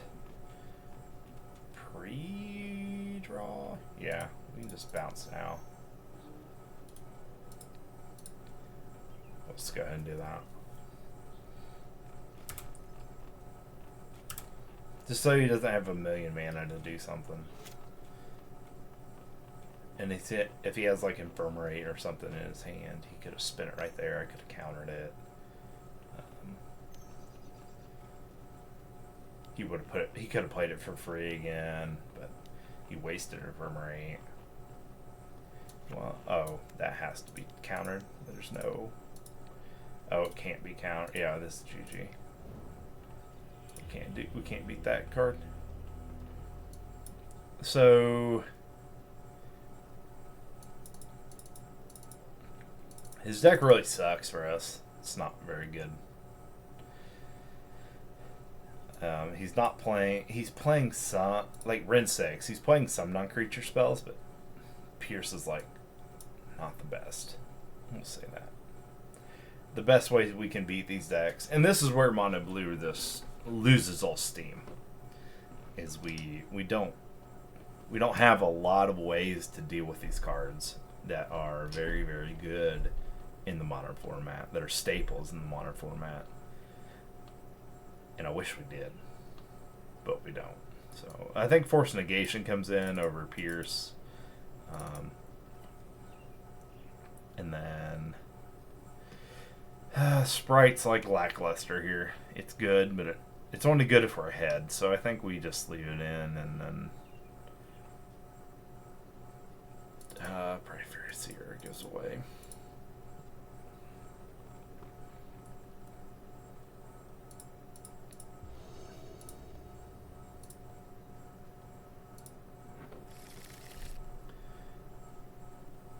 Keep it. Gotta change the equation, which is really nice.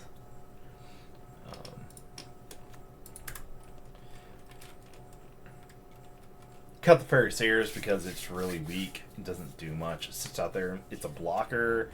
It can attack. Yeah, it can get us ahead, but we don't. There's other things we want to be doing. Change the equation hits everything, but if he has a Cavern of Souls, it all doesn't matter. So we'll go ahead and play the Mutavault so we don't have to pain ourselves. Not that we're going to be taking a lot of damage. He wants to get through the mid game. He wants to survive, and then Fury, and then Infirmary, and do that stupid stuff. And he's probably playing Leyline Binding, so he's playing like really good removal. But his spot removal sucks against us. His spot removal is not good when it comes to what we're trying to do. So what is really good is like if you would like Solitude or something, but I can't. This change the equation doesn't stop Solitude from coming down from him.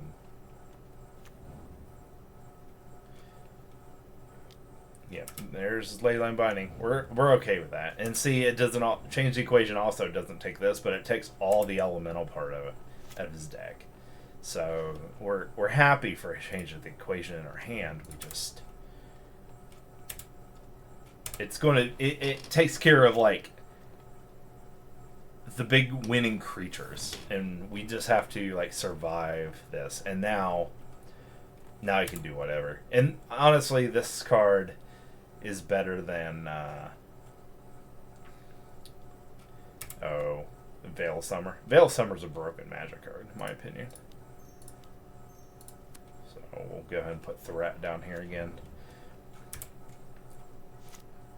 So we have ways to deal with it in black, but we don't in mono blue. And it's unfortunate. So I can... these situations right here are why we play Mutavault. Right here. This is huge. Now, if he pitches subtlety, we still lose. But I can change the equation on this. Can't be countered. So this is where this card is just going to wreck us. So this would wreck us regardless. But we're not playing any kind of land disruption, so I think we just lose here. So he's going to eat this, and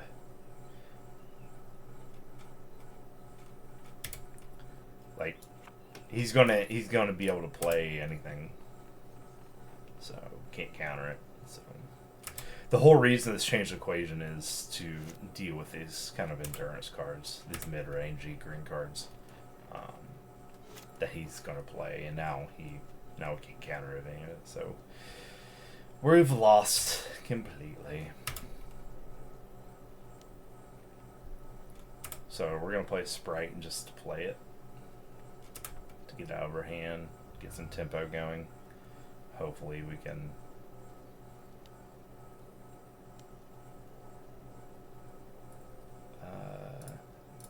change the plan. If I had 4 mana, I'd Sprite this. So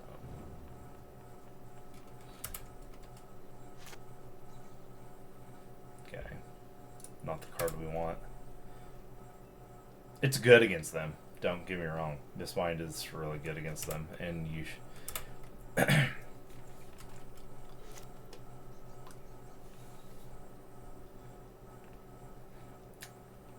It could be like Solitude gets around it, especially if he has 5 mana. He can still Solitude on upkeep, just for value play, and it can sit out there. So yeah, mono blue. We do the same thing we were going to do earlier, unless he plays something crazy. Landfall, whenever it enters the battlefield you control, add. Then, if the second time.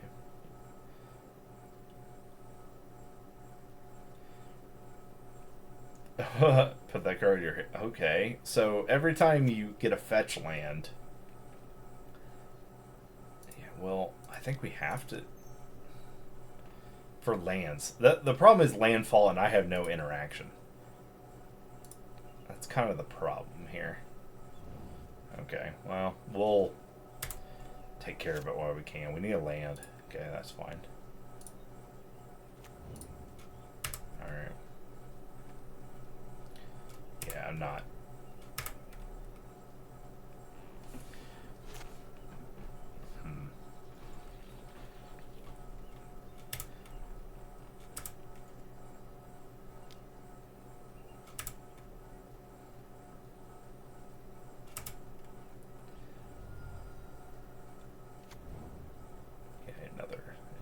Name Elf, probably. You might name Elemental, but if he's playing a bunch of these, this is an interesting card, and I wonder if it's a one of. Yeah, Elf. See. Oh, now he has another Elf, so he has another one. All right, cool. Now we definitely can't do anything. Now it's kind of off to the races.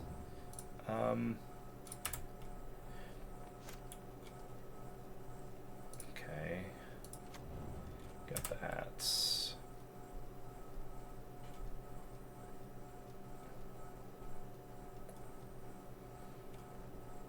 We're gonna upkeep him. Oh, we're just gonna time walk him. We have nothing else going on. If he has a leyline binding, I mean, I could wait and react, I guess, but I can't counter anything. The only other thing is we could both discard card, like draw a discard, but we're not in a position to be doing that. We don't have a Faerie Mastermind out. I guess not, because I guess I gotta be reactive. He's just playing so much removal, like instant speed removal, and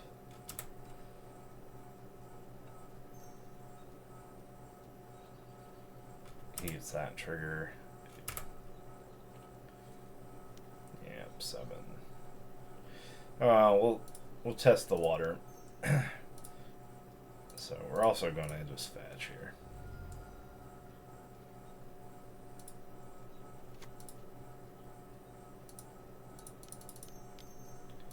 For Mismind.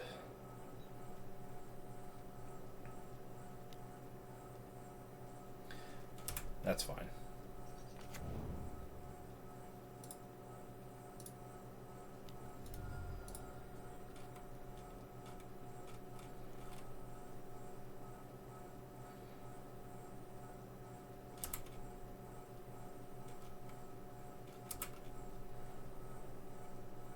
Yep.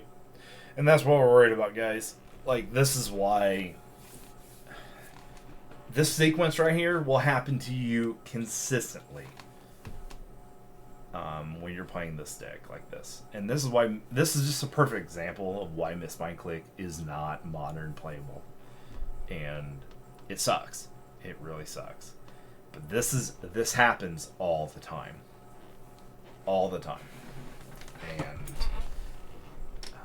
at a certain point, you love doing it. You love the interaction. You love what it does. Like, time walking people feels great, really does.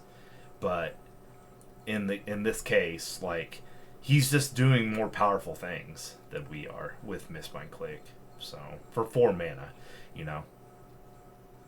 he for 1 mana, he was able to Leyline Binding and Solitude. And he probably has Ephemerate here, which we're going to play it out just to see if he has the Ephemerate to keep this thing alive around. So, and that's even more, that's even more efficiency for him. So he might not. Okay, he's not doing it. So that goes away. Yep, comes in. Champion Faerie can't do it. Yep, it smothers itself. So, bye bye. But this is the problem with Faerie Mastermind in general, and when you're looking at these tribal lists. So I'm playing it for the flavor, basically. Has a great flavor. We're trying to make it work, kind of thing. But in the reality, it doesn't work very well, as I'm proving right here. When you start going up, and elemental control, it's like 4% of the meta, 5% of the meta right now. So it's not. Yeah, flavor text, man. So, and then this. It's just, they're doing stuff we can't control at this point, so.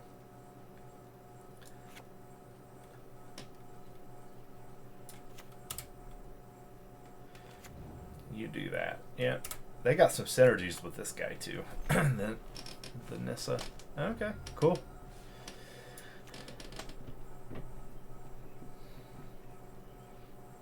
I mean, it doesn't matter anymore, so yeah, we're done. So if anything we learned anything on this is that Mono Blue Faeries is a good thing. So other decks do it better. They just do it better. Merfolk does it better, in my opinion. There's other ways to do. Now, if you want flavor, you want to go for that, sure, go for it. Play it to your heart's content. You really should. But if you want to be competitive in the modern format, you just stay away from Mono Blue Faeries. It's not. It isn't competitive.